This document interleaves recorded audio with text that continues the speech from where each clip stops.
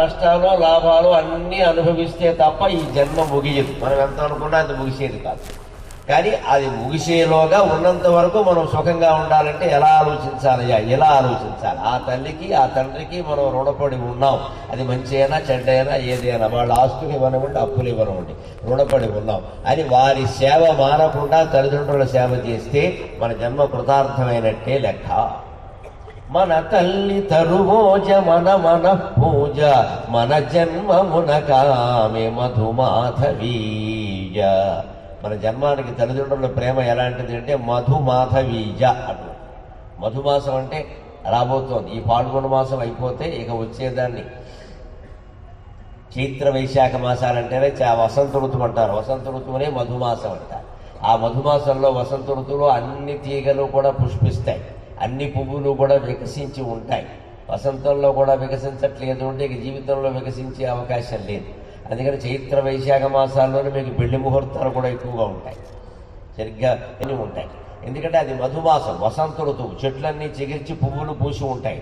ఆ పూసినటువంటి పువ్వులే దంపతులకు ఒక ఉత్సాహాన్ని, ఉద్వేగాన్ని, ఆనందాన్ని కూడా కలిగిస్తాయి. అప్పుడు పెళ్లి చేస్తే వాళ్ళ జీవితం శృంగార సంబంధం సహా అన్నింటి విషయాల్లోనూ చాలా ఆనందంగా ఉంటుంది. మధుమాధవీయ మన మన జన్మమునకామె మధుమాధవీయ. మన తల్లి పద్యము మధుర ఖాద్యము. జీవితం తల్లి ప్రేమ ఎటువంటిదంటే తెలుగు పద్యం లాంటిది. తెలుగు పద్యం ఎంత తీయగా ఉంటుందో తల్లి ప్రేమ అంత తీయగా ఉంటుంది. అందుకే మధుర ఖాద్యము అన్నారు. మధుర ఖాద్యము అన్నారు. ఖాద్యం అంటే తినే పదార్థం. మధురంగా సేవించదగిన రసగుల్లా లాంటిది ఎలా ఉంటుందో తెలుగు పద్యం కూడా అలాగే ఉంటుంది. మన తల్లి అంకమ్ము మధుర సాశయము. తల్లి ఒడి ఎలాంటిది అంటే మంచినీళ్ళ చెరువు కాదమ్మా, అమృత కాసారం లాంటిది. ఏ అబ్బాయికి కానీ అమ్మాయికి కానీ ఎంత పెద్ద వయస్సు వచ్చినా సరికి 70 ఏళ్ల వాడు జీవితంలో కష్టాలు తట్టుకోలేకపోతే 90-92 ఏళ్ళుండే వాళ్ళ అమ్మగారు నాన్నగారు వాడు అదృష్టం కొద్దీ బతికుంటే వెళ్ళి ఆ తల్లి ఒళ్ళో తలపెట్టుకోగానే 70 ఏళ్ల జీవితంలో ఉండే దుఃఖాలు మొత్తం పోయినట్టే అనిపిస్తుంది. తల్లి ఒడి అంత గొప్పది, తండ్రి ఓదార్పు అంత గొప్పది. 70 ఏళ్ళు వచ్చినా ఎన్ని ఏళ్ళు వచ్చినా తల్లిదండ్రులు ఇంకా బతికుండడం ఉందే అది మన అదృష్టం. నిజంగా శారీరక వైద్యానికి తల్లులే. పూర్వం తల్లులు ఎవరు కూడా డాక్టర్ దగ్గరికి వెళ్ళేవారు కాదు, వెళ్ళనిచ్చేవారు కాదు. ఇంట్లో ముసలావిడ ఉంటే మోకాళ్ళు నొప్పి ఏదైనా ఉంటే వెన్నపూస రాయమనేది. వెన్నపూస రాస్తే తగ్గిపోయేది నిజంగా. మనం అవన్నీ మర్చిపోయి ఈవేళ మొత్తం వైద్యం వెనకాల పడ్డం. వైద్యం పేరు మీద ఎన్ని ఎకరాలు సైద్యం అయిపోతున్నాయో అందరికీ తెలుసు. ప్రతిదీ ఏమీ లేకపోయినా సరే పరీక్షలన్నీ చేసి మొత్తం అన్ని వసూలు చేసుకోవడమే. మా కుటుంబ వైద్యులు కూడా ఏటా నేను పుట్టినరోజు తర్వాత పెడితే మాస్టర్ చెకప్ అని చేశారు. 11 ఏళ్ళుగా ఆయనకి ఏం దొరకట్లేదు, ఏమీ లేవు. ఏముంటాయి ఇక్కడ? రోజు దేవుడి గురించి మాట్లాడేవాడికి వ్యాధులు ఏముంటాయండి? దేవుడు చూసుకోడు. 2 ఏళ్ల క్రితం చూశాను నరసింహారావు గారు ఏం దొరకలేదు అన్నాడు. ఏం దొరకపోవడం 4,000 దొరికాయి కదా అన్నాడు. ఎందుకంటే చెకప్కి 4,000 పుచ్చుకున్నాడు. ఏం దొరకపోవడం ఏంటంటే 4,000 దొరికాయి కదా. ఆ జోక్కి ఆయన ఆనందించి 1000 రూపాయలు తగ్గించారు. మన జోక్స్ ఎంత విలువైన మనం మాట్లాడుతాం. భలే మాట్లాడాలి. అందం ఎప్పుడు ఆనందం మీద ఆధారపడి ఉంటుంది, ఆనందం ఎప్పుడు అందం మీద ఆధారపడి ఉండదు. గమనించి, అందంగా ఉన్నంత మాత్రాన ఆనందంగా ఉంటారని ఎవరో చెప్పాను. కానీ ఆనందంగా ఉంటే ప్రతి ఒక్కరు అందంగా ఉంటారు ఖచ్చితంగా. మనస్సులో ఆనందాన్ని మనమే తెచ్చి పెట్టుకోవాలి. దానికి భక్తి, జ్ఞానము, వైరాగ్యం అనేటువంటి 3 కారణాలు అవుతాయి. అవే ఈవేళ మనం ప్రధాన అంశాలుగా వెంకటేశ్వర స్తోత్రం రూపంలో చెప్పుకుంటాం. అందుకని మన తల్లి అంకమ్ము మధురసాశయము. తల్లి ఒడి ఎటువంటిది అంటే అది అమృత సరోవరం లాంటిది. మానస సరోవరం కంటే గొప్పది. చారుధామ యాత్ర చేసి మానస సరోవరానికి వెళ్ళి ఓసారి మునుగుదామా, అక్కడి నుంచి 3 నీళ్ళు తీసుకొద్దామా, వీధిలో వాళ్ళందరికీ పంచి పెడదామా అనుకుంటాం. కానీ ఇంట్లో ఉన్న తల్లిదండ్రులను అశ్రద్ధ చేస్తాం మనం.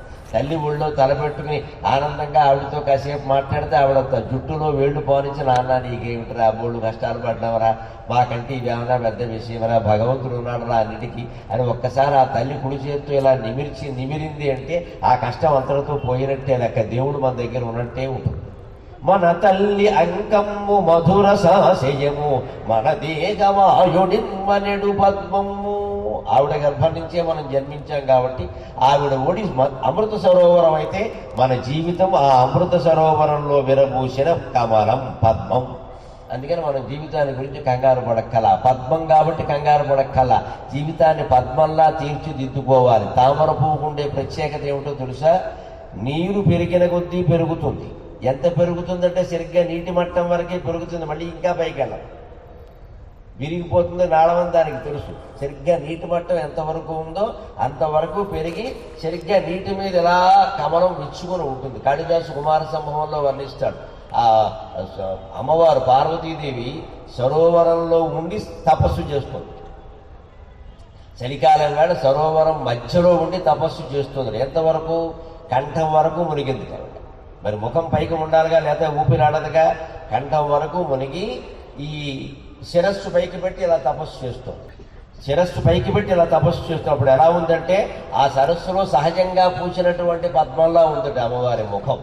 అందుకని మనం కూడా ఆ తల్లి ఒడి అనేటువంటి అమృత సరోవరంలో విరబూసిన పద్మాలం. జీవితంలో పద్మంలా ఉంటే సుఖంగా ఉంటాం. ఎప్పుడు కష్ట సుఖాలు వస్తూనే ఉంటాయి. వాటిని దాటి పైకి పెడుతూ ఉండాలి. మనం ఏం చేస్తూ ఉంటామంటే సుఖం రాగానే అందులో మునిగిపోతాం, కష్టం రాగానే మునగమని చెప్పక్కల అదే మన ముంచుతుంది. సుఖం రాగానే మనం మునిగిపోతాం. కష్టం ఏం చేస్తుంది? అది వచ్చినప్పుడు మునగవు, నేను వచ్చినప్పుడు మునగవా, ఆయనకి స్వాగతం చెప్పావు నాకు చెప్పవా అని మెడబట్టి మంచి స్వాగతం చెప్పిస్తారే కొంతమంది. అలాగే ఉంటుంది కష్టం. సుఖం వస్తేనేమో దాంట్లో మునిగిపోతావా, కష్టం వస్తేనేమో దాటిపోదామని చూస్తున్నావా, మునుగు, ఇందులో కూడా మునుగు, అది ముంచు. అంతే కష్టం మనల్ని ముంచకుండా ఉండాలి అంటే సుఖంలో కూడా మనం మునగకూడదు.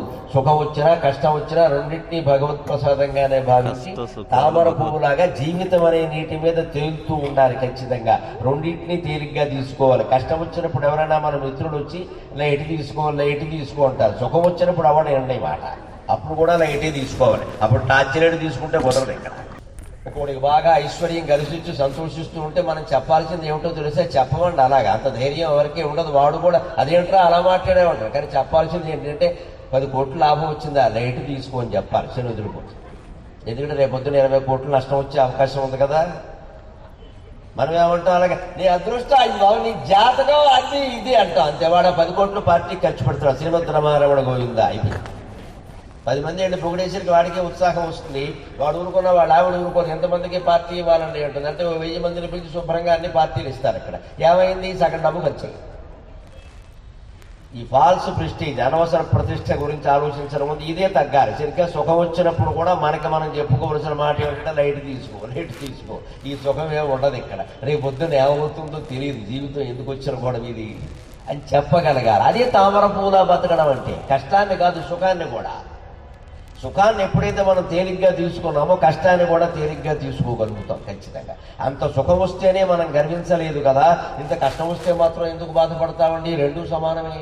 వాన రావట్లేదా, ఎండ రావట్లేదా, చలి రావట్లేదా? నిన్నటి వరకు విపరీతమైన చలితో బాధపడ్డాం. హైదరాబాద్లో ఇంకా బాధపడుతున్నాం. చలి ఇంకా మమ్మల్ని వదలలేదు. ఇలాంటివే కష్ట సుఖాలు. అందుకే మనం చెరువులో తామర పువ్వులు కనుక అర్థం చేసుకోగలిగితే జీవితం బాగా అర్థమవుతుంది. అందుకే గమనించండి, మన ఆధ్యాత్మిక వ్యవస్థ ఎంత గొప్పదో, హిందూ దేవతలు ఎంత గొప్పవాళ్ళు. సగం మంది దేవతలు పద్మంలోనే కూర్చొని ఉంటారు. మనకు ఆశ్చర్యంగా సరస్వతీదేవి పద్మంలో కూర్చుంటుంది, బ్రహ్మదేవుడు పద్మంలో కూర్చుంటాడు, లక్ష్మీదేవి పద్మంలో కూర్చుంటుంది. దీని అందరికీ అర్థం ఏంటండి? మనం పద్మం తెచ్చి కూర్చోబెట్టి వాళ్ళని దాని మీద బొమ్మెట్టమని కాదు పద్మం పాడేది. లేకపోతే నిన్ను బంగారు పద్మవుడు చేయించమని కాదు బెంట పని అంటారు. ఇవన్నీ నువ్వు చేయించాలా? దేవతలా నువ్వు జీవించాలి అంటే పద్మంలా నీ జీవితాన్ని నిర్మాణం చేసుకోవాలి. అది జీవిత రహస్యం. పద్మంలోనే దేవతలు కూర్చుంటారు.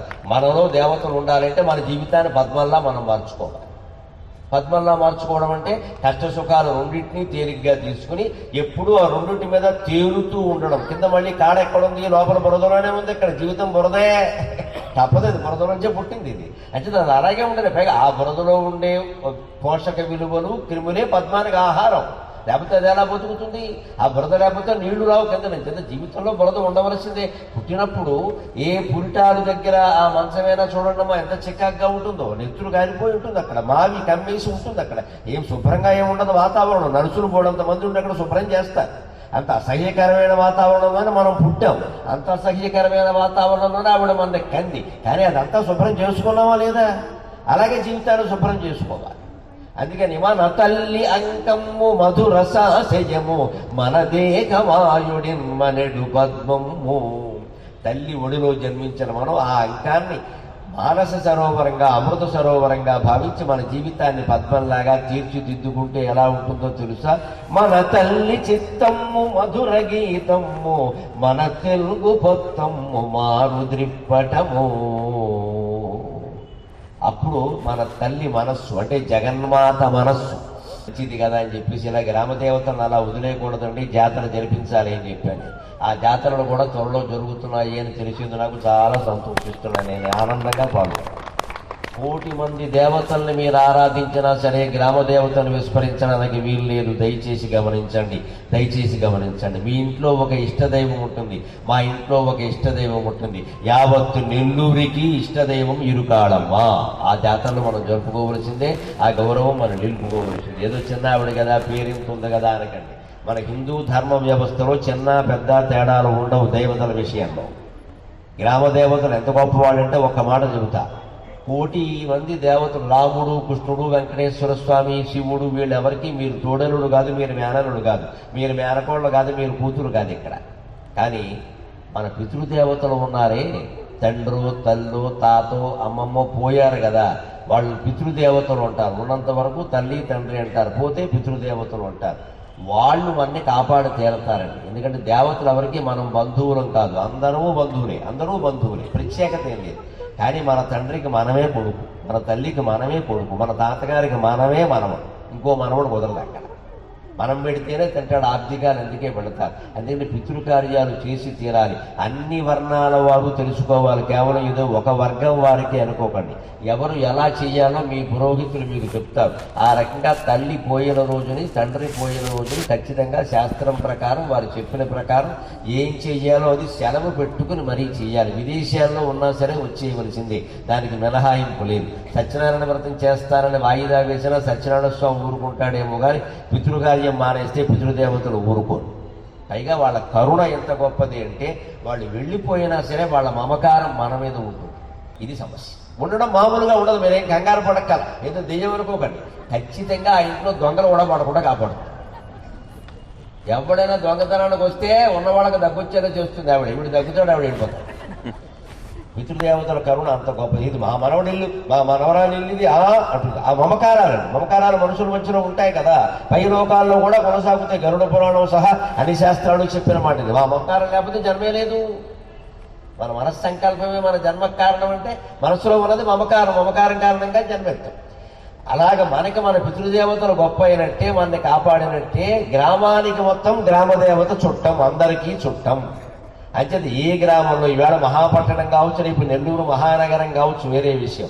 ఎంతైనా గ్రామదేవత గ్రామదేవతే, అలా కాపాడి తీరుతుంది. అందుకని మనం ఎప్పుడు దేవతల మీద పరమ విశ్వాసంతో ఆరాధన చేస్తూనే ఉండాలి. అదే జీవితాన్ని కాపాడి. అంకు బుక్కులు, జర్కు బుక్కులు వెనకాల 25 కేజీలు మొయ్యడం లేదు ఇక్కడ. తెలుగు పుస్తకం, పలక, ఈ రెండే ఉండేవి. తెలుగు పుస్తకం, పలక అంతే. వాడు ముందు పలకే ఉండేది ఏడాది పాటు, తర్వాత పుస్తకం పట్టాడు అని. ఇప్పుడు ఒక పుస్తకం ఏం కర్మ, 36 పుస్తకాలు పడుతున్నారు, చదువేమో రావట్లేదు ఇక్కడ. పుస్తకాలు చాలా ఉన్నాయి పట్టుకోవడానికి. ప్రశ్నిస్తే మాత్రం that is not in syllabus, that semester is over అంటాడు ఇంగ్లీషులో. వీడు ఏం మాట్లాడాడో కూడా మనకు అర్థమైందా. 36 పుస్తకాలు చదివాడు, ఏం చదివినా జవాబు చెప్పడం. మరి పూర్వకాలం పలక పట్టుకుని, పుస్తకం పట్టుకుని అలా చదువుకున్న వాళ్ళందరూ బ్రహ్మాండంగా వేదికల మీద గంటల తరబడి మాట్లాడుతున్నారు. ఇక్కడ ఏ పుస్తకాలు లేకుండా, ఏ కాగితాలు లేకుండా. ఉండేదేదో మస్తకంలో ఉండాలి. పుస్తకంలో ఏముంటుంది, నా తలకాయ. మస్తకంలో ఉండాలి మన దగ్గర ఉండేదంతా. జిహ్వాగ్రే వర్తతే విద్య అన్నారు. నిజంగా చదువుకున్నవాడు అయితే తెలివితేటలు ఎక్కడ ఉండాలి, అడగగానే చెప్పాలి వెంటనే.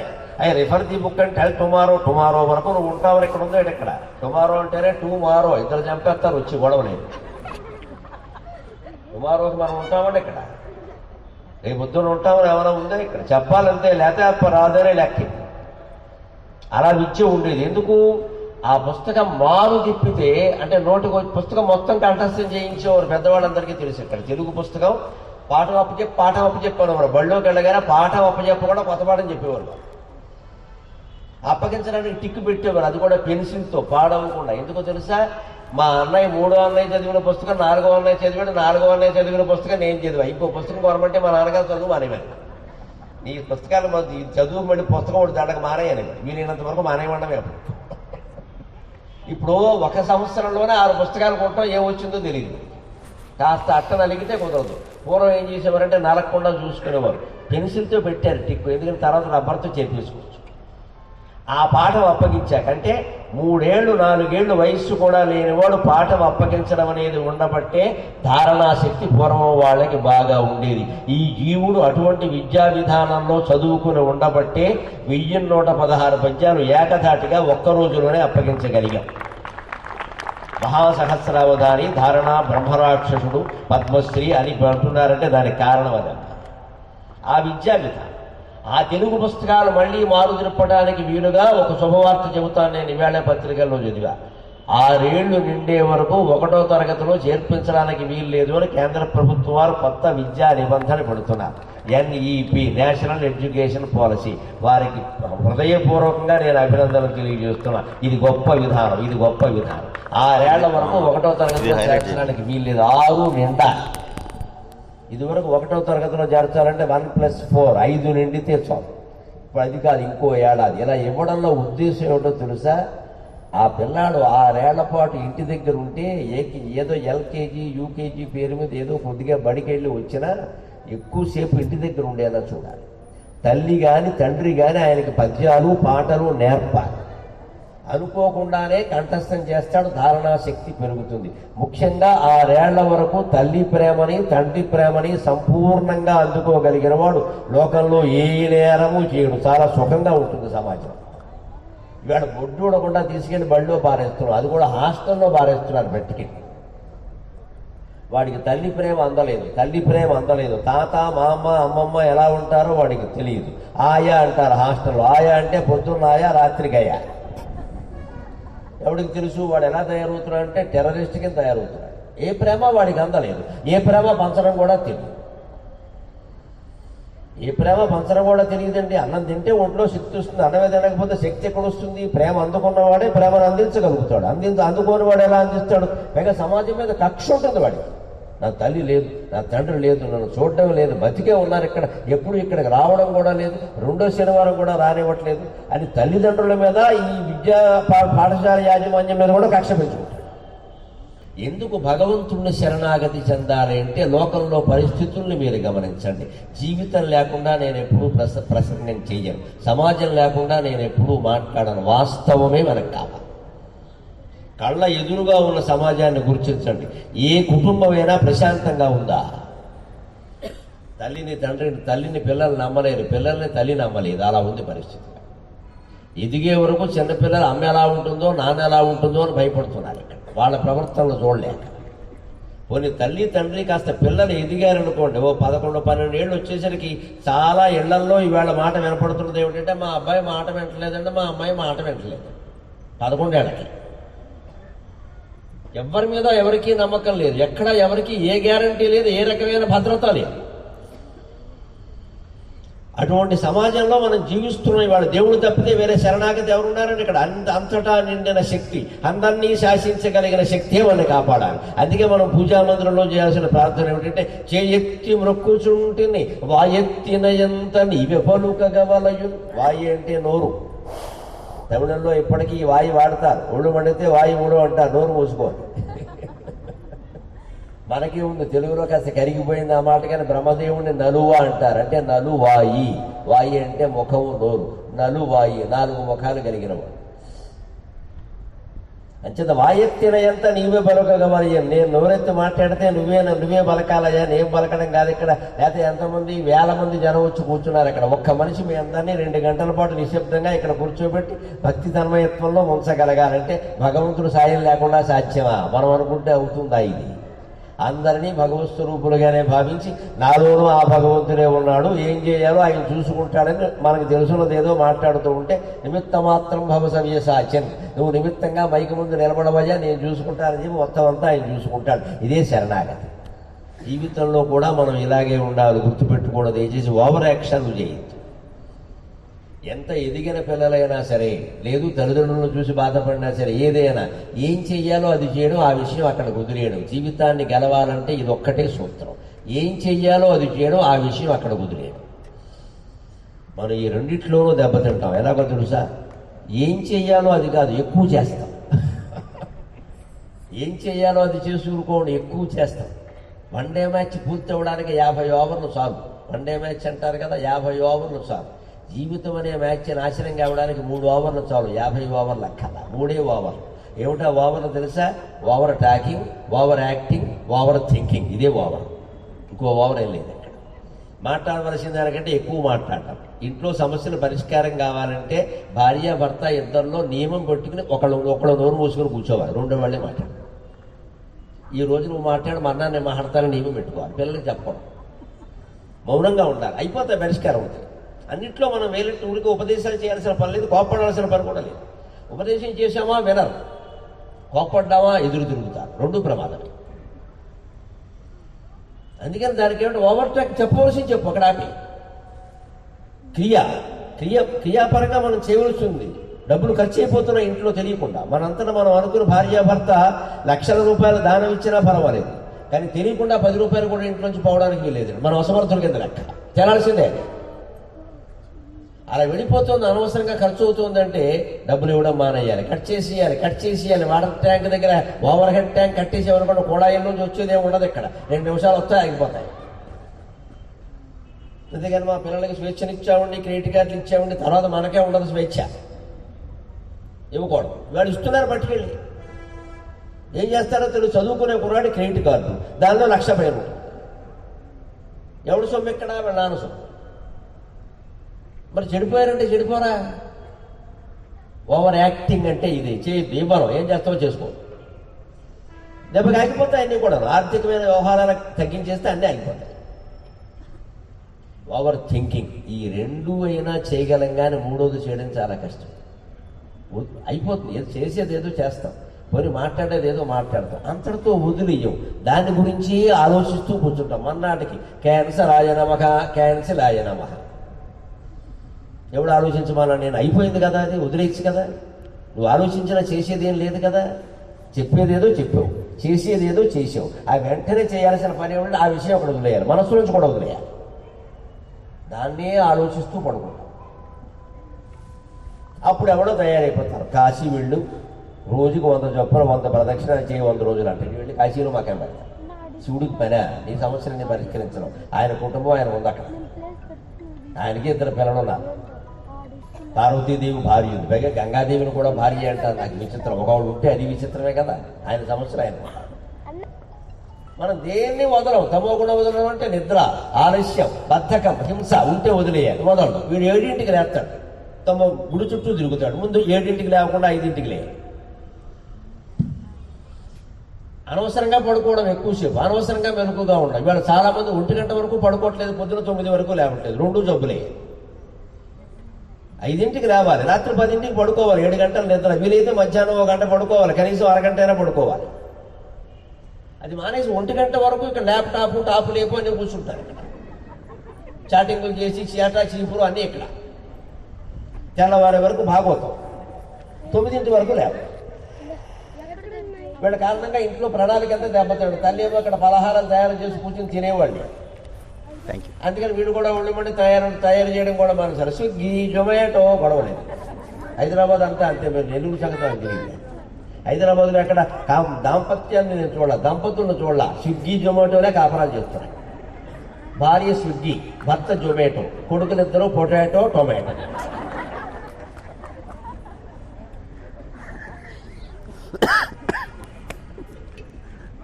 మగపిల్లాడైతే పొటాటో కాస్త గట్టిగా ఉంటాడు కదా, ఆడపిల్ల అయితే టొమాటో కొంచెం మెత్తగా ఉంటుంది కదా.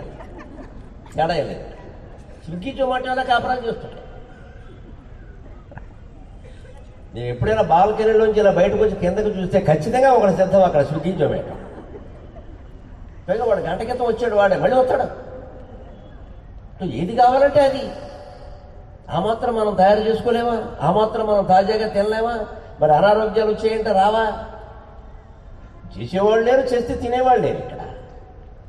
అందుకే నేర్పాలి, ఖచ్చితంగానే ఉండాలి అక్కడ. కఠినంగా ఉండక్కల, ఖచ్చితంగా ఉంటే చాలు సంసారం చాలా బాగుంటుంది. కఠినంగా అక్కల, ఖచ్చితంగా ఇలాగే ఉంటాను అంతే. ఇలా చేయాల్సింది. దెబ్బ ఎక్కాల, మాట చాలు. వచ్చేస్తారు దారికి. వీడు ఉండాడు, వీడు వెంట అని మన దానికే వస్తారు ఖచ్చితంగా. అంచేది ఇంట్లో ఖచ్చితంగా మగాడో ఆడదో ఎవరో కూడబొరుకుని చాలా ఖచ్చితంగా ఉండాలి. ఇలాగే ఉంటాం అంతే. తింటే తినలేదు మారి. అప్పుడు ఏం చేస్తారు? తినక చెప్పిందల్లా వింటూ ఉంటే, డబ్బులు ఇస్తూ ఉంటే జరుగుతూనే ఉంటాయి ఇక్కడ. మంచిది ఓవర్ యాక్టింగ్, ఇది కూడా వచ్చేసే కదా ఓవర్ థింకింగ్, దాని గురించి ఆలోచించడం మానేయాలి. ఎంత ఆలోచన పీడిస్తూ ఉన్నా సరే ఇలా కాస్త విశ్రాంతి దొరకగానే ఓం నమో వెంకటేశాయ, ఓం నమో శివాయ, నమో నారాయణాయ, శ్రీమాత్రే నమః ఏదో ఒక మంత్రాన్ని మనసులో నిరంతరం జపిస్తూ ఉండండి. మన బదులు అమ్మవారు ఆలోచిస్తుందమ్మా, అనుమానం లేదు. అమ్మవారు ఆలోచిస్తే ఒక క్షణం ఉండదు, ఆ సమస్య మొత్తం పోయినట్టే లెక్క. మన బదులు భగవంతుడు ఆలోచించాలంటే మనం భగవంతుడి గురించి ఆలోచించాలి, అదే లెక్క. సమస్యల గురించి ఆలోచించాలి, మనం భగవంతుడి గురించి ఆలోచించాలి. భగవంతుడు మన జీవితాన్ని గురించి ఆలోచిస్తాడు, వ్యక్తిగత జీవితాన్ని గురించి కూడా ఆలోచిస్తాడు, సామాజిక జీవితాన్ని గురించి కూడా ఆలోచిస్తాడు. నిరంతరం భగవన్నామస్మరణ చేసేవాడు రైల్లో ప్రయాణం చేస్తే ఆ రైలుకి ఏదైనా ప్రమాదం జరిగితే వాడున్న భోగికి జరగదు, ఖచ్చితంగా అంతే లెక్క. వాడు అక్కడ చేస్తున్నాడు స్మరణ. అలా అదే జరిగితే భగవంతుడు అబద్ధం చెప్పినట్టు లెక్క. అనన్యాశ్చింతయంతో మాం ఏ జనా పర్యుపాసతే తేషాం నిత్యాభియుక్తానాం యోగక్షేమం వహామ్యహం అన్నారు. ఇతర చింత లేకుండా ఎవరు నన్ను నిరంతరం మనసులో స్మరిస్తున్నారో వారి యోగక్షేమాలు నేనే చూసుకుంటాను అని భగవంతుడు చెప్పాడు. ఆయన అబద్ధం చెప్పడు కదా. అందుకని మన నిరంతర స్మరణ చాలా సులువైన విషయం అంటే అది 100 సార్లు ప్రదక్షిణం చేయడం కంటే, 100 సార్లు అభిషేకాలు చేయడం కంటే, 100 సార్లు తీర్థాలు యాత్రలు తిరగడం కంటే ఓ చోట కూర్చుని మనసులో రామకృష్ణ అనడం ఎంత సుఖం అండి, సులభమైన ఉపాయం. ఇంతకంటే ఏదైనా ఉందా? దీనికి మన మనస్సును మనం నిగ్రహించుకోలేక, అస్తమానం అనలేక, ఈ లౌకిక తాపత్రయాలు తప్పదు కాబట్టి ఆశమ్మ భూషమ్మ ఆకాక ఈహీహి ఆత్మస్థుతి పరనంద ఇవన్నీ మనకి పరమానందంగా ఉంటాయి కాబట్టి ఓసారి ఏదో పూజ అభిషేకం చేసి మిగిలిన 23.5 గంటలు వృధా చేస్తూ ఉంటాయి.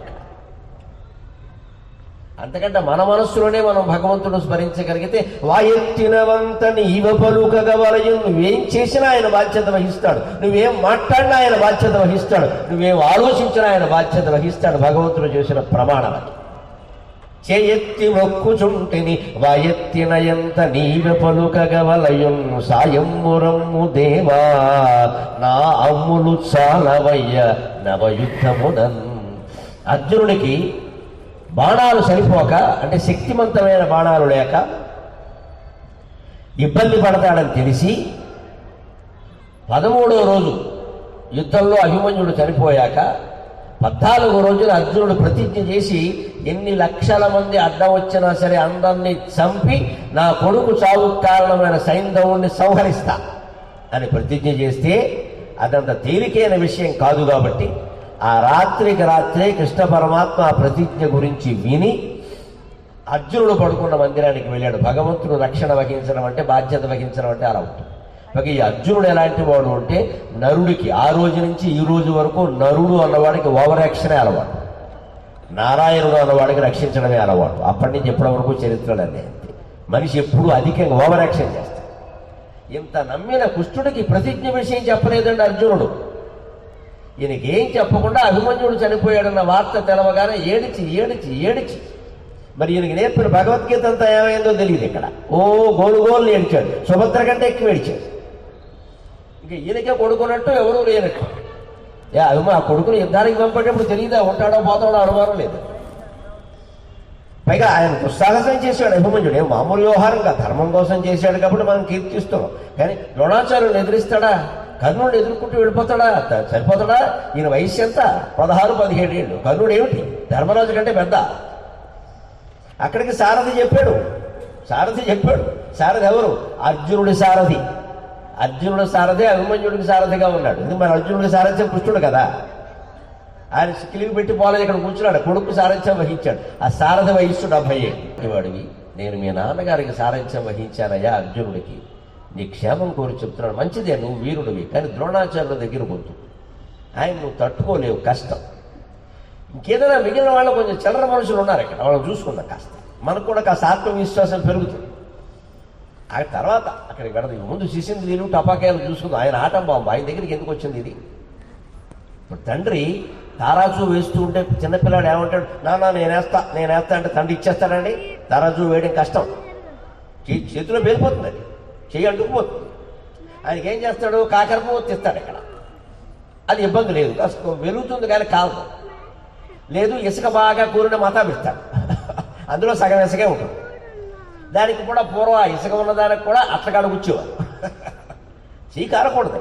అటువంటి తీస్తాడు. కానీ తండ్రి పెద్ద ఆటంబాంబు వేస్తాను, ఏదో తారాజువులు 10 రూపాయలు కలిపి వేస్తానంటే కొడుకిస్తే ఏమైపోతాడు?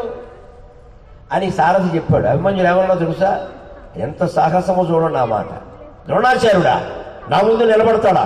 కృష్ణార్జునుడు స్వయంగా వచ్చినా ఇవాళ నా చేతిలో ఖాయమన్నాడు. ఏంటండి ఆ మాట? కృష్ణార్జునుడు సాయంత్రానికి అయిపోయాడు. కృష్ణార్జునుడు బానే అంచేత అభిమన్యుడు దుస్సాహసం ఆయన్ని బలి తీసుకుంది. కౌరవులందరూ కలిసి చంపడం ఇవన్నీ వేరే కారణాలు. ముందు ఆయన దుస్సాహసం తీసుకున్న నిర్ణయం తప్పు. ఎప్పుడూ రథికుడైన వాడికి ఎంత ఉత్సాహం ఉన్నా ఎంత సాహసం చేసినా సారథి మాట వినాలి. మన ఇంట్లో కూడా మనం ఎంత పెద్ద సాహసాలు చేద్దామన్నా ఇంట్లో ఉన్న పెద్దవాళ్ళ మాటలు వినాలి. ఒరే ఈ వ్యాపారం మనకు కలిసి రాదురా, మన ఇంట్లో ఎవరు ఇది చేసి బాగుపడలేదురా, మన కుటుంబానికి అలవాటు లేదురా, ఇది మానయంటే మానయాలగానే చావో రేవో రెండు ఖాయమే. రేవో అన్నమాట ఎందుకు వచ్చింది? సముద్ర ప్రయాణం చేసినప్పుడు వస్తుంది. అయితే రేవు దాటుతాం, లేదా చేస్తాం మధ్యలో మునిగి, అంతేగా చావో రేవో. చేరితే రేవు చేరతాం, లేదా చావు. ఎందుకు 10 కోట్లు పెట్టుబడి పెడుతున్నాం, ఇంట్లో పెద్దాడు చెబుతుంటే ఎందుకు మనం వ్యాపారం మంచిది కాదంటే వినడం, అప్పుడు నష్టం రాకేమవుతుంది? అలాగా అభిమన్యుడు చనిపోయాడు. అది సానుభూతి చూపించాల్సిన విషయమే, కానీ మరీ ఇంత చూపించాల్సిన అవసరం లేదు. దానికోసం కొన్ని లక్షల మందిని చంపేక్కర్లేదు. అక్కడ ఎవరికి వచ్చిన బాధ వారికి అలాగే ఉంటుంది. మరి అంతకుముందు కర్ణుడు కుమారుణ్ణి అర్జునుడు చంపలేదా? దుర్యోధనుడు కుమారుణ్ణి చంపలేదా? వారికి లేరేమిటి తల్లిదండ్రులు. అప్పుడు కృష్ణుడికి తెలియకుండా ప్రతిజ్ఞ చేస్తే తన సారథి అయిన దారుకుడితో అంటాడు, దారుగా అర్జునుడు ఎలాంటి వాడయ్యా, బావమరిది చెల్లెల్నిచ్చి పెళ్లి చేశావు, మా మేనత్త కొడుకు, నేను నిన్నటి వరకు సారథ్యం చేశా, ఇప్పటి వరకు సారథ్యం చేసి ఇంటికి వచ్చా, సైంధవుడిని చంపేస్తాట, అంత తేలిగ్గా ఉంటుందా? సైంధవుడు ఏమైనా దుర్యోధనుడు పట్టుకొచ్చి ముత్యాలమ్మ కోడి బిల్లు బలిచ్చినట్టు సైంధవుడిని పట్టుకొచ్చి ముందు పెడతాడా? వేసి నాకు తెలివి తక్కువవాడా? వాడు సొంత చెల్లెలు మొగుడు. వాడు బావగారు చనిపోతే ఊరుకుంటాడండి. అందుకని ఏం చేశాడు? దుర్యోధనుడు సైంధవుడు చంపుతానని అర్జునుడు ప్రతిజ్ఞ చేశాడని విని 2 లక్షల మందిని సైంధవుడికి అడ్డంగా పెట్టాడండి. 2 లక్షల మంది. ఇప్పుడు సైంధవుడిని చంపాలంటే 2 లక్షల మందిని చంపాలి. 2 లక్షల మందిని చంపొచ్చు ఈ యుద్ధంలో, అర్జునుడికి సాధ్యమే. కానీ సాయంత్రం అయిపోతే మరి ఈయన గారు ప్రమాదకరమైన ప్రతిజ్ఞ చేశాడు. వీరావేశం, ఏం మాట్లాడతాడో తెలియదు. కొడుకట్టు తండ్రి ఇటును.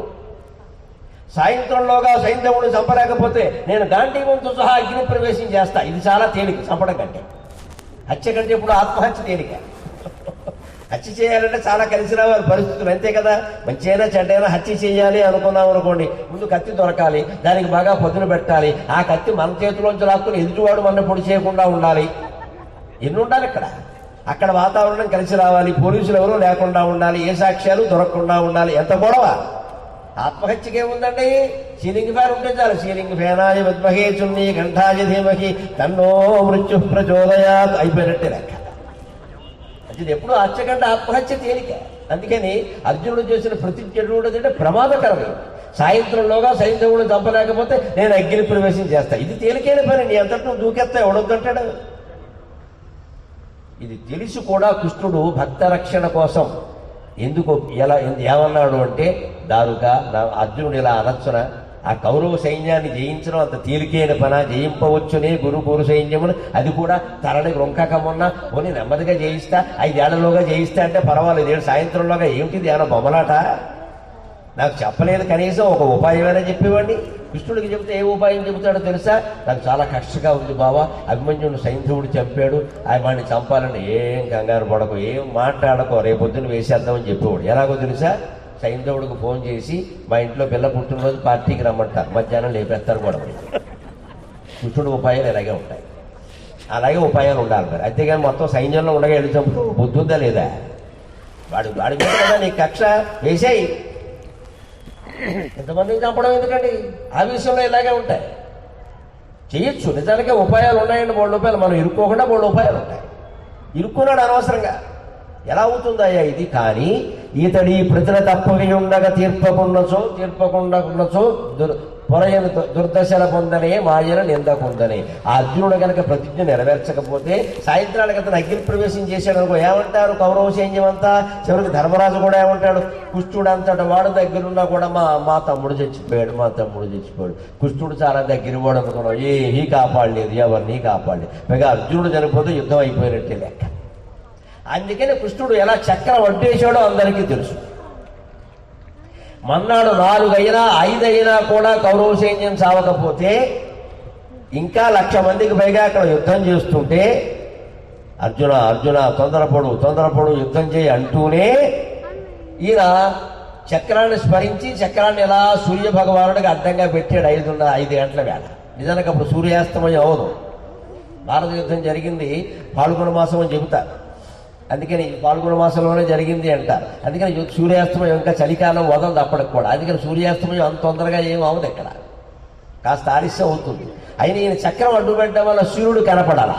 కౌరవ సైన్యం అంతా ఏమనుకున్నారు, సూర్యుడు అస్తమించాడు. ముందు ఎవడికి సంతోషం, సైంధవుడు. నేను బయటకు వచ్చా అని పైకి లేచాడు. వెంటనే అర్జునుడు మోకాల మీదకి వెళ్ళి వేసేయాలి. అది కృష్ణుడు యోగం. అప్పటికే అర్జునుడు అన్నాడు, సూర్యాస్తమయం అయినట్టుగా నువ్వు పెద్ద స్మార్ట్ ఫోన్ పట్టుకుని కూర్చోక, చెప్పిన పని చేయాలి. నువ్వు ఫోటో తీస్తావు ఇక్కడ, చెప్పిన పని చేయి. ముందు వేసేసి తర్వాత చూద్దాం. వేసేశాక చక్రం అడ్డు తీశాడు. సూర్య భగవానుడు బ్రహ్మగా శుభ్రంగా బ్రహ్మేశానాచ్యుతీశాయ సూరాయ ఆదిత్యవర్చసే అని మంది వెలుగుతున్నాడు బ్రహ్మాండంగా. అదేవుడు బావా అంటే, ఏమో వాడు బయటకు వచ్చాడు, వేసావు కదా, నువ్వేమన్నావు, వాడు వేయడం నీకు ముఖ్యమా, సూర్యాస్తమయం ఏం తెలియదు, వాచి చూసుకుంటావా, మాట్లాడక పద అయిపోయింది పని. మొత్తం కౌరవ సైన్యం నవ్వుల పాలయ్యారు. సూర్యాస్తమయం కూడా గ్రహించలేకపోయావురా. పద్యం చెప్తారు, ఆ కాలంలో గడియారాలు లేకపోతే సైంధవుడు చనిపోయాడు, చేతికో వచ్చి ఉంటే బతికేవాడు. మరి అంతే కదా, ఓ మంచి గడియారం హెచ్ఎంటీ కంపెనీ వారు వాచి ఒకటి ఉంటే వాళ్ళు అత్తారు పెట్టింది సైంధవుడికి. అది ఉంటే టైం చూసుకుని ఇంకా 6 అవర్లు అని లోపల కూర్చునేవాడు. పాపం సూర్యుడినే నమ్ముకున్నారు కాబట్టి చేసేది ఏమీ లేక సూర్యాస్తమయం అయిందని బయటకు వచ్చారు. అంటే ఎంత ప్రమాదకర పరిస్థితుల్లో మన ఆలోచనల వల్ల, మన మాటల వల్ల, మన చేతల వల్ల మనం చిక్కుకున్నా శ్రీ వెంకటేశ్వర స్వామి ప్రార్థనతో మనల్ని రక్షిస్తూ తీరుతాడు. సందేహం లేదు అందులో. మనల్ని కాపాడటమే ఆయనకి లెక్క. అది సారాంశం. అలాగే మనం పూజా మందిరంలో కనుక వెంకటేశ్వర స్వామి విగ్రహం దగ్గరే ఏ తిరుపతి వెళ్ళక్కర్లేదు, ఎక్కడ వెళ్ళక్కర్లేదు. మీ ఇంట్లో ఉన్నవాడు కూడా దేవుడే. దయచేసి రమ్మండి. పుణ్యక్షేత్రాలని, తీర్థాలని ఊరికే కోట్లు పెట్టి పోషించకండి. పల్లెటూరులో కూడా గుళ్ళు ఉన్నాయి. పూజారులకు తిండి లేదమ్మా, ఆ గుళ్ళల్లోకి వెళ్ళండి, అక్కడ డబ్బులు వేయండి. దేవుడు బాగుండాలి, పూజారులు బాగుండాలి, దేవాలయ వ్యవస్థ బాగుండాలి. మనకి పెద్ద అజ్ఞానం ఏమిటి అంటే, అందరూ గొర్రెల మందలాగా 10 మంది అక్కడికెడితే 1000 మంది అక్కడికే పెడతారు ఈ దేశంలో. దాని గురించి బాగా ప్రచారం కూడా చేస్తారు. ఇక్కడ నెల్లూరులో వెంకటేశ్వర గుడి లేదా, మీరు వెళ్ళకూడదా? వెళ్ళరండి. తిరుపతే వెళ్ళాలి. ఇక్కడ శివాలయం లేదా, వెళ్ళకూడదు. శ్రీశైలమే వెళ్ళాలి. అందరూ కలిసి పెడితే ఏమవుతుంది, కోట్ల రూపాయలు పోగే అవినీతి పెరుగుతుంది. అక్కడ ఉన్న దేవుడే ఇక్కడ ఉన్నాడు. ఆ మాటకు వస్తే నీ గుండెల్లో కూడా అదే దేవుడు ఉన్నాడు. నువ్వు గమనించక ఇవన్నీ తిరుగుతున్నావు పని లేక. అలా శరణు వేడగలగాలి. ఎందుకంటే శ్రీ వెంకటేశ్వర స్వామి పాదపద్మాలు పుష్పాలే. పద్మాలంటే పుష్పాలే, కానీ అవి ఎలాంటి పుష్పాలు? మామూలు పద్మాలకి వెంకటేశ్వర స్వామి పాదాలకి తేడా ఏమిటో ప్రతివాది భయంకరం అన్న స్వామి ప్రతివాది అడిగితే బాగా ఓవర్ యాక్షన్ కూడా బయలుదేరింది. వచ్చిన బాగా జరిగి 1,00,000 చామంతులు అన్నాం, 1,000,000 గులాబీ. నీ బాబు గారు సొమ్ము నాటేవి ఇక్కడ పూలు. ఇక్కడ ఊళ్ళో దొరికితే కోసేస్తాడు. పైగా హైదరాబాద్లో పూల దొంగలు చూస్తున్నాడు. పొద్దున్నే బొట్టేసుకు బయలుదేరతాడు. ఆ ఇళ్ల ముందు పూలన్నీ కోసేస్తాడు. పైగా వ్యధవ్యాఖ్యానం ఏమిటంటే, వాళ్ళకి పుణ్యం వస్తుంది. వీడెవడు చెప్పమన్నాడు వాళ్ళ పుణ్యానికి. నువ్వు దొంగతనం చేసావు, నీకు పాపం రాలా. ముందు భారతం శాంతి పర్వంలో చెబుతాడు, పూల దొంగతనం చేసిన వాడు కుక్కై పుడతాడు. చదవరాళ్ళు అందరి గ్రంథాలు. అందుకే నేను చదివి బయటెడుతూ ఉంటాను. ఇలాంటి పూల దొంగతనం చేస్తే కుక్కై పుడతాడు. ఎవడు పట్టుకున్నాడు ఆయన పువ్వులు దేవుడి మీద? నీకేం హక్కు ఉంది ఇక్కడ? నువ్వు పెంచావా? రోడ్డు పక్కన పూలు పెరగనివ్వాలమ్మా. రోడ్డు అంతా అందంగా ఉంటుంది. మనం ఏం చేస్తామంటే అన్నీ కోసేసి బోడి మొక్కలు మిగులుతాయి. ఇక్కడ మన మొహంలాగే అవి బోడి. ఇంకెవరు ఆనందించద్దు. సమాజ ఆనందం మనకు అక్కల్లా, అందరూ బాగుండడం మనకు అక్కల్లా. మన స్వార్థ ప్రయోజనాలు కావాలి. ఆధ్యాత్మిక వ్యవస్థ చేత నాశనం కావడానికి ఇదే కారణం అని నాకు మొహమాటం లేకుండా మాట్లాడడం వల్ల. మీ సొంత కోరికలు వదిలేయాలి. యావత్తు నెల్లూరు బాగుండాలని కోరండి అమ్మా. దేశం బాగుంటుంది. అబ్బాయి మనకి ఎవరికి అక్కర్లేదు. నేను బాగుండాలి, మా అమ్మాయి అమెరికాలో ఉండాలి, మా అబ్బాయి ఆస్ట్రేలియాలో ఉండాలి, ఇద్దరు 10 కోట్లు సంపాదించేది. ఇదే లెక్క ఎంతసేపు ఇక్కడ. దానికోసం ఏ వ్రతం చేద్దాం, ఏ రోగు చేద్దాం. ఊళ్ళో వాళ్ళు అందరూ బాగుంటుందా? అన్ని కులాల వాళ్ళు బాగుండాలి, అన్ని మతాల వాళ్ళు బాగుండాలి, యావత్తు జీవరాశి బాగుండాలని భగవంతుని ప్రార్థన చేయాలి. అందుకు మనం ప్రయత్నం కూడా చేయాలి. ప్రార్థన చేసుకుంటుంటే సరిపోదు ఇక్కడ. అంటే జీవితం భగవంతుడు పాదపద్మాలు ఎలా నమ్మాలంటే అవి వాడిపోవు. పువ్వులు వాడిపోతాయి. పాదపద్మాలు ఎప్పటికీ వాడవు. ఎప్పుడైనా వాడేయా? విగ్రహానికి కూడా వాడవు కదా, బాగానే ఉంటాయి. హృష్యత్ అమ్మలాన హృష్యదవనీతలకి ఇన్న పుష్పం హృష్యత్ అంటే వికసించి ఉంటాయి. మామూలు పద్మాలు కొంతకాలమే వికసించి ఉంటాయి, తర్వాత ముడుచుకుపోతాయి. భగవంతుడి పాద పద్మాలు ఎప్పుడూ వికసించి ఉంటాయి. అవనీతలకీర్ణ పుష్పవు, పద్మాలు చెరువులోనే ఉంటాయి. శ్రీ వెంకటేశ్వర స్వామి పాదాల భూమండలం అంతా విస్తరించి ఉంటాయి, ఒక ప్రాంతం అనేది. అంచేత ఆ పద్మాల కంటే పాద పద్మాలు గొప్పవి. అంతేకాదు శ్రీ వెంకటాద్రి శిఖర ఆభరణాయమానం, వెంకటాచలం మీద ఎక్కడ దేవాలయం ఉంటే అక్కడ పూల మొక్కలు మనం పెంచితే అవన్నీ దానికి ఆభరణాలుగానే ఉంటాయి. ఎన్ని ఆభరణాలు ఉన్నా సరే మహిళలకి నుదుట ఒక్క బొట్టు పెట్టుకుని తలలో 2 పువ్వులు పెట్టుకుంటే ఉంటే అందం దేని వల్లైనా ఉంటుందండి. ఒక కాసుల పేరు చేయించుకోవాలంటే లక్షల రూపాయలు ఖర్చు అవుతుంది. 2 పూలు తలలో పెట్టుకోవడానికి, బొట్టు ఇక్కడ పెట్టుకోవడానికి ₹1 కూడా ఖర్చు అవుతుంది. మనకి అవి నచ్చవు. బోసి ముఖాలు, బోడి శిరస్సు వేసుకోవడం కూడా, ఒంటి నిండా ఆభరణాలు వేసుకోవడం ఏం ఉపయోగం ఇక్కడ? కుంకుమ బొట్టు పెట్టుకుని 2 పువ్వులు, దొడ్లో పూసిన పువ్వులు తలలో లక్ష్మీదేవిలా ఉంటుంది. ఇంట్లో ఐశ్వర్యం నిలబడుతుంది. దేవతలు అక్కడే ఉంటారు ఖచ్చితంగా. ఎక్కడ స్త్రీ పురుషులిద్దరూ అన్యోన్యంగా ఆనందంగా లక్ష్మీనారాయణుల్లాగా, సీతారాముల్లాగా, పార్వతీ పరమేశ్వరుల్లాగా ఆనందంగా ఉంటారో ఆ ఇంట్లోనే దేవతలు ఉంటారు ఖచ్చితంగా. మన పూజల వల్ల, అభిషేకాల వల్ల కాదని ఉండేది, మన మనస్తత్వం వల్ల ఉంటారు ఖచ్చితంగా. మన మనస్సు మంచిదా కాదా మనం చూసుకుంటూ ఉండాలి. అతను భార్యకి భర్త పట్ల అనురాగం ఉందా లేదా, భర్తకు భార్య పట్ల అనురాగం ఉందా లేదా, ఇద్దరూ బాధ్యతగా ఉంటున్నారా లేదా, అలా ఉన్న చోట భగవంతుడు ఉంటాడు. ఆ పిల్లల సంగతి కూడా ఆయనే చూసుకుంటాడు. ఎవరి బాధ్యతను వాడు మర్చిపోయి, ఎవరి బరువులు వారు వదిలేసేసి మొత్తం దేవుడు చూసుకోకుండా ఆయన లోకుగా ఉన్నాడా. వెంకటాచలానికి శిఖరాభరణాయమాను, ఆ కొండ శిఖరానికి ఆభరణాల్లో ఉంటాయి ఆయన పాద పద్మ. అంతేకాదు ఆనందితాకిల మనోనయనౌ తవైతౌ తవ ఏతౌ తవైతౌ వృద్ధి సంతి, అందరికీ ఆనందాన్ని కలిగిస్తే భగవత్పాద పద్మాలు. పువ్వులు కొంతమందికి ఆనందాన్ని కలిగిస్తే కొంతమందికి కలిగించవు.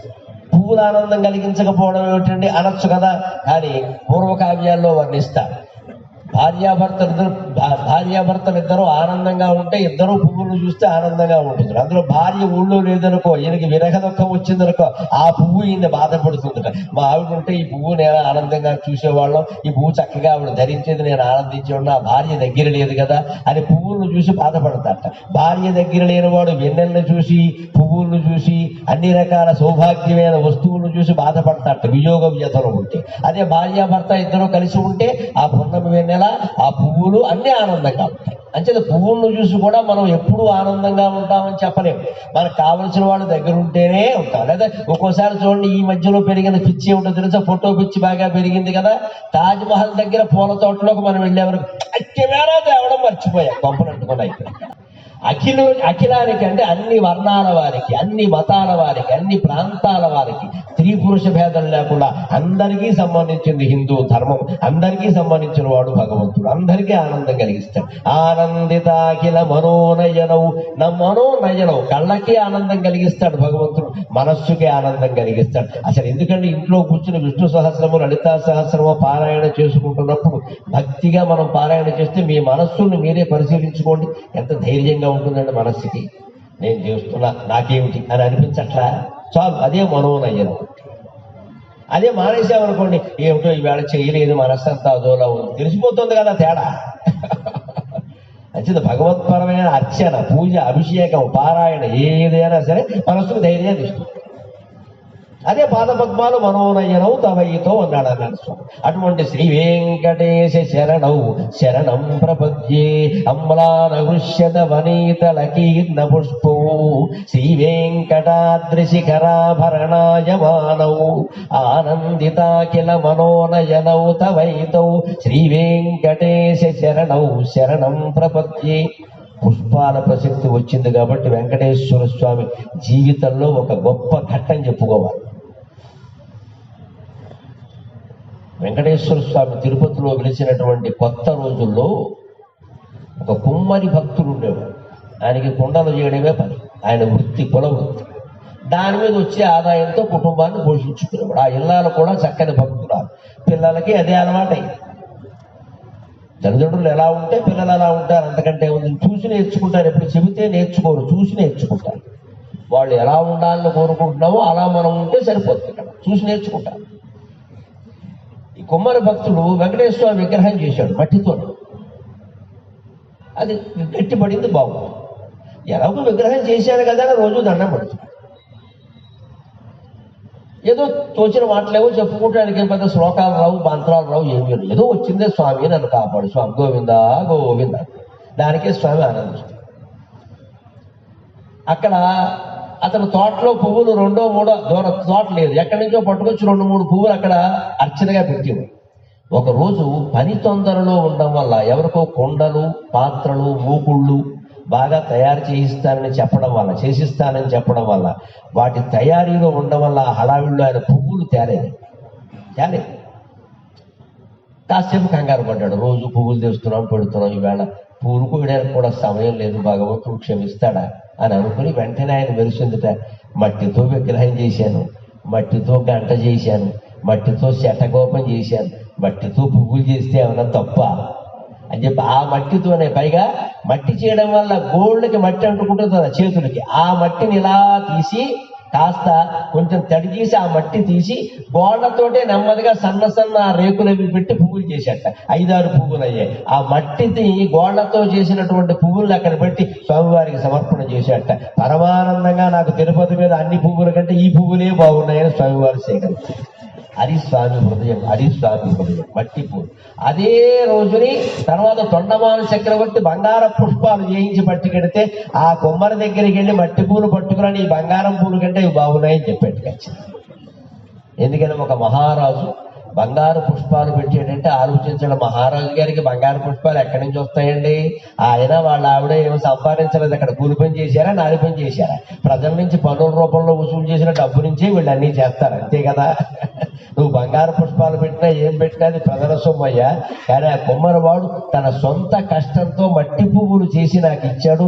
అలా తన కష్టాన్ని తాను నమ్ముకునే ధర్మంగా ఉండేవాడే నాకు నిజమైన భక్తుడు అని వెంకటేశ్వర స్వామి స్పష్టంగా చెప్పాడు.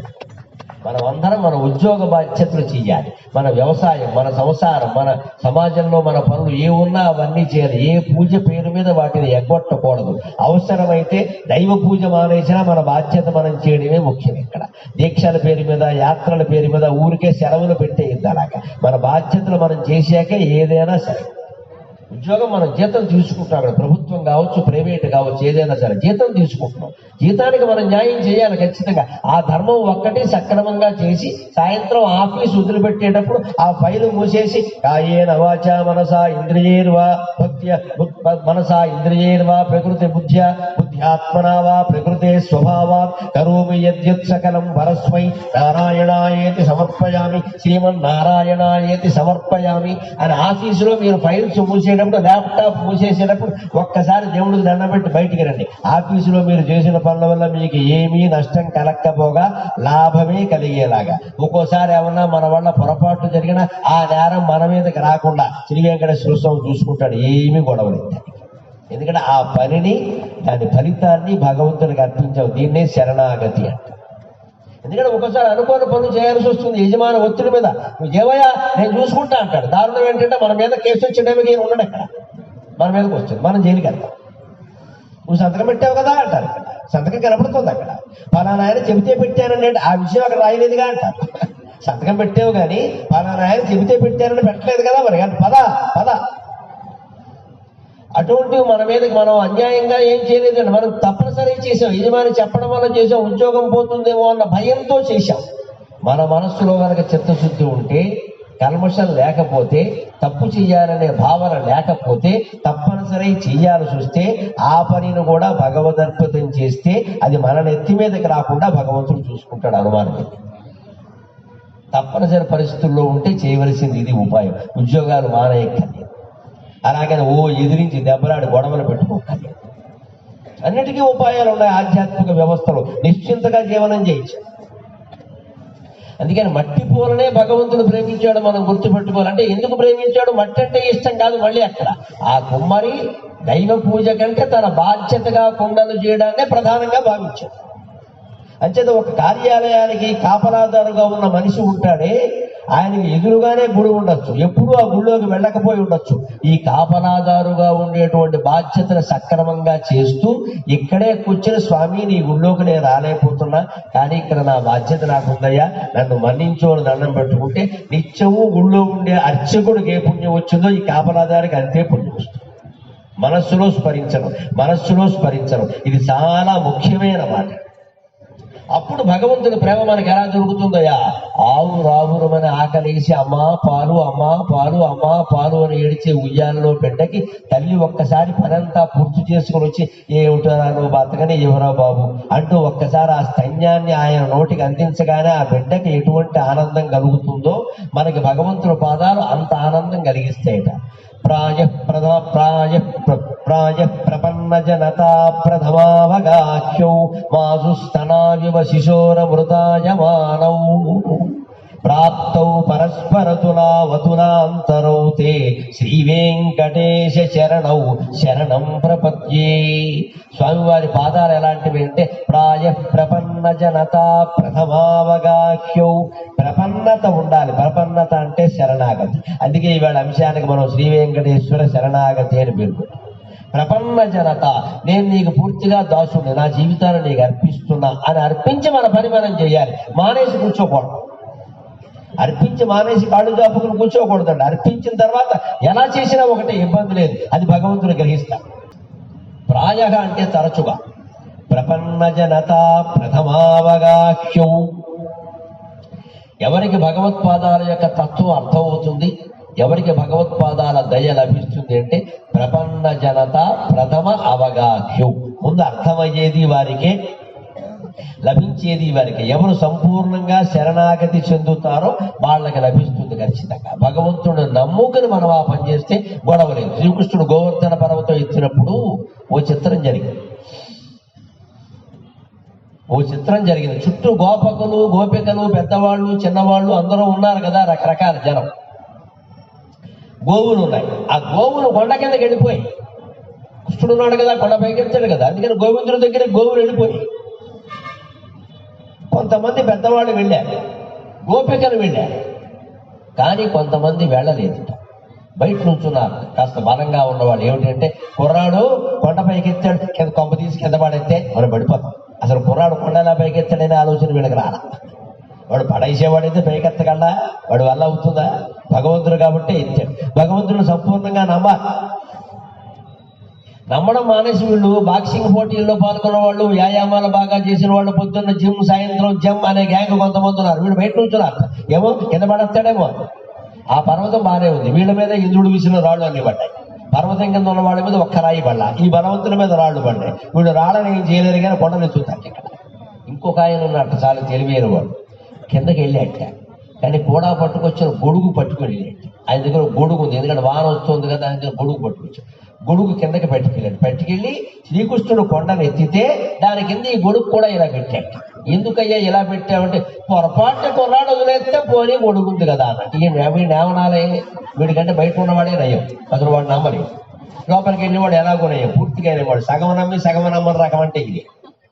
నిజంగా కృష్ణుడు చేతిలోంచి కనుక కొండ జారి పడితే వీడు గొడుగు కాపాడుతుందా? గొడుగుతో సహా వీడు అయిపోడా? సగం నమ్మి సగం నమ్మపోడు. మనలో చాలా మంది ఇలాగే ఉంటాం, నన్ను మన్నించాలి. సగం నమ్ముతాం, సగం నమ్మ. భగవంతుడి మీద నమ్మకం సంపూర్ణంగా ఉండాలి. అలాగే మన ప్రయత్నం కూడా సంపూర్ణంగా చెయ్యాలి. మళ్ళీ నువ్వు ఇది చెయ్యలేదు కదా అన్న, సంపూర్ణంగా ఉండాలి. అప్పుడు రోగాల బారి నుండి, అనేక రకాల మానసిక దుఃఖాల బారి నుండి కూడా మనం బయట. భారతంలో చెబుతాడు, వ్యాస భారతంలో స్పష్టంగా వ్యాసుడు ఉద్యోగం చెబుతాడు ధర్మరాజును ఉద్దేశించి, మనిషికి 4 రకాలుగా దుఃఖం వస్తుందయ్యా అంటే. 4 రకాలుగా. అందులో ఏమిటంటే, 1 వ్యాధి, 2 శరీరానికి బాగా శ్రమ అవడం, అలసట అయిపోవడం, 3వది ఇష్టం, మనకి ఇష్టమైంది వదులుకోవలసి రావడం, ఇష్టమైన వాళ్ళని వదులుకోవలసి రావడం, 2వది అనిష్ట సంఘటన, మనకి ఇష్టం లేనివి సమాజంలోనూ ఇంట్లోనూ జరుగుతూ ఉండడం. ఈ 4 కారణాల వల్ల ప్రధానంగా దుఃఖం వస్తుంది. గమనించండి, మనకు వచ్చే దుఃఖాలన్నింటినీ కేటాయిస్తే ఇందులో గడుస్తుంది. 1 వ్యాధి, ఏదో రోగం వచ్చింది. ఈ కాలంలో రోగాలే ఎక్కువ. ఏం తినాలో తెలియదు, ఏం కట్టుకోవాలో తెలియదు, ఎక్కడ కూర్చోవాలో తెలియదు. గాలి కలుషితం, అన్నం కలుషితం, నీళ్లు కలుషితం. ఎందుకంటే మనిషి మనస్సు కలుషితం, అందుకని అన్నీ కలుషితం. అన్నింటిలోనూ కల్తీ. ఇంట్లో వండుకునే ఓపిక లేదు, బయట నుంచి తెప్పించుకుందామంటే ఏ ఊరు వాడతారో తెలియదు. నీకు రోగం వచ్చింది, మందులు వాడుకో, వైద్యం తప్పదు కదా, చేసుకో. దానికి నువ్వు దేవుడి మీద ఆధారపడితే కుదరదు, అక్కడ నువ్వు చెయ్యి. అలాగే శరీరం బాగా అలసిపోయింది, మంచి రామకృష్ణ అనుకుంటే 1 గంట విశ్రాంతి తీసుకో. విశ్రాంతి ద్వారా అలసటం తగ్గించుకోవచ్చు. మందులు వాడడం ద్వారా, జాగ్రత్త పడడం ద్వారా వ్యాధి నిరోధక శక్తిని పెంచుకుని వైద్యము చేసుకోవచ్చు, రోగాలు కూడా తగ్గించుకోవచ్చు ఇబ్బందులు. కానీ ఆ తగ్గించడంలో కూడా మనసులో వచ్చే దుఃఖాలకి, కష్టాలకి, భగవత్ ప్రార్థనకిను తాత్కాలికంగా చేసే ప్రార్థనకి, నిరంతరం చేసే స్మరణకి తేడా ఉందండి. తాత్కాలిక ప్రార్థన ఎలాంటిదో తెలుసా? అది పెయిన్ కిల్లర్. అప్పటికప్పుడు ఆపద వస్తే దేవుడా అన్నా కూడా రక్షిస్తాడని అనుమానం లేదు. కానీ అది పెయిన్ కిల్లర్. అప్పుడే ఉపయోగిస్తున్న తర్వాత ఉపయోగపడదు, అయిపోయింది, మళ్ళీ రాడికి నీ ఇంట్లో కూర్చుంటాడు అనుకో. తాత్కాలికంగా ఆర్తితో చేసే గజేంద్రుడు ప్రార్థన లాంటిది పెయిన్ కిల్లర్.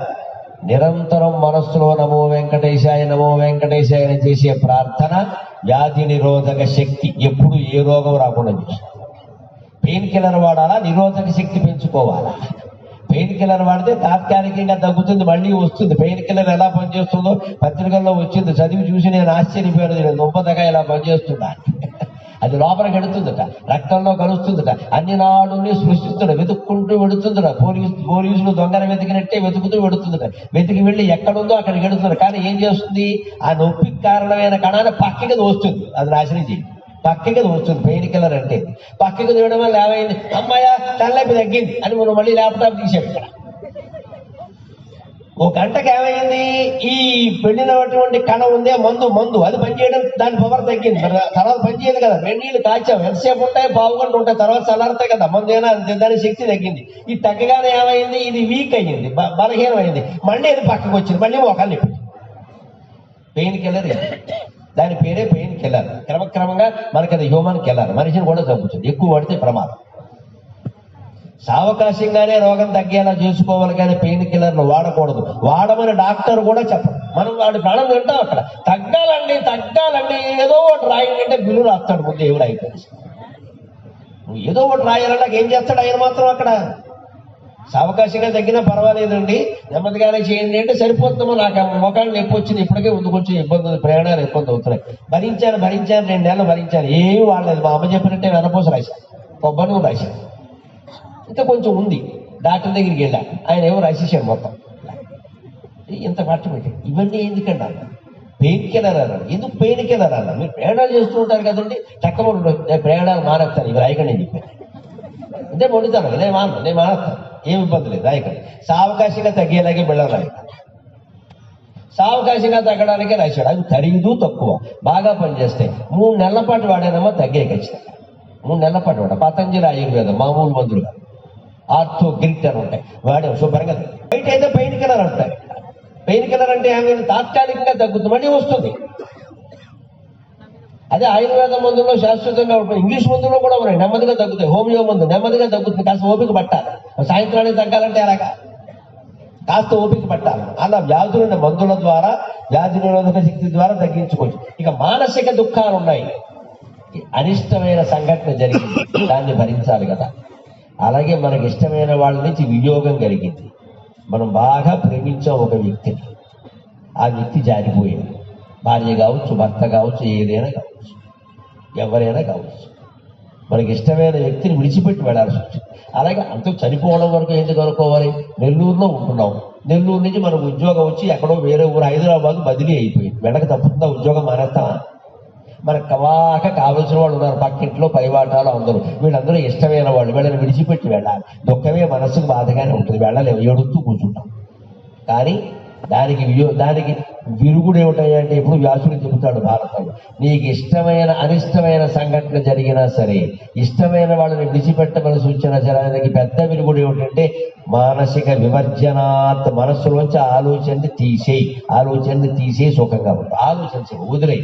మనం ఎంతమందిని ఎంత ప్రేమించినా ఈ శరీరాన్ని విడిచిపెట్టక తప్పదు, వారు ఈ శరీరాన్ని ఎంత ప్రేమించినా విడిచిపెట్టక తప్పదు. అంచేత ముందు నుంచి కొంచెం వియోగానికి కూడా అలవాటు పడాలి. అనిష్టమైనవి అనేక జరుగుతూ ఉంటాయి మన ఇంట్లోనూ సమాజంలోనూ కూడా, ఇష్టమైనవి జరగవు. ఈ రెండింటికి మందు ఏమిటి అంటే మనస్సులోంచి ఆలోచనని విడిచిపెట్టడమే.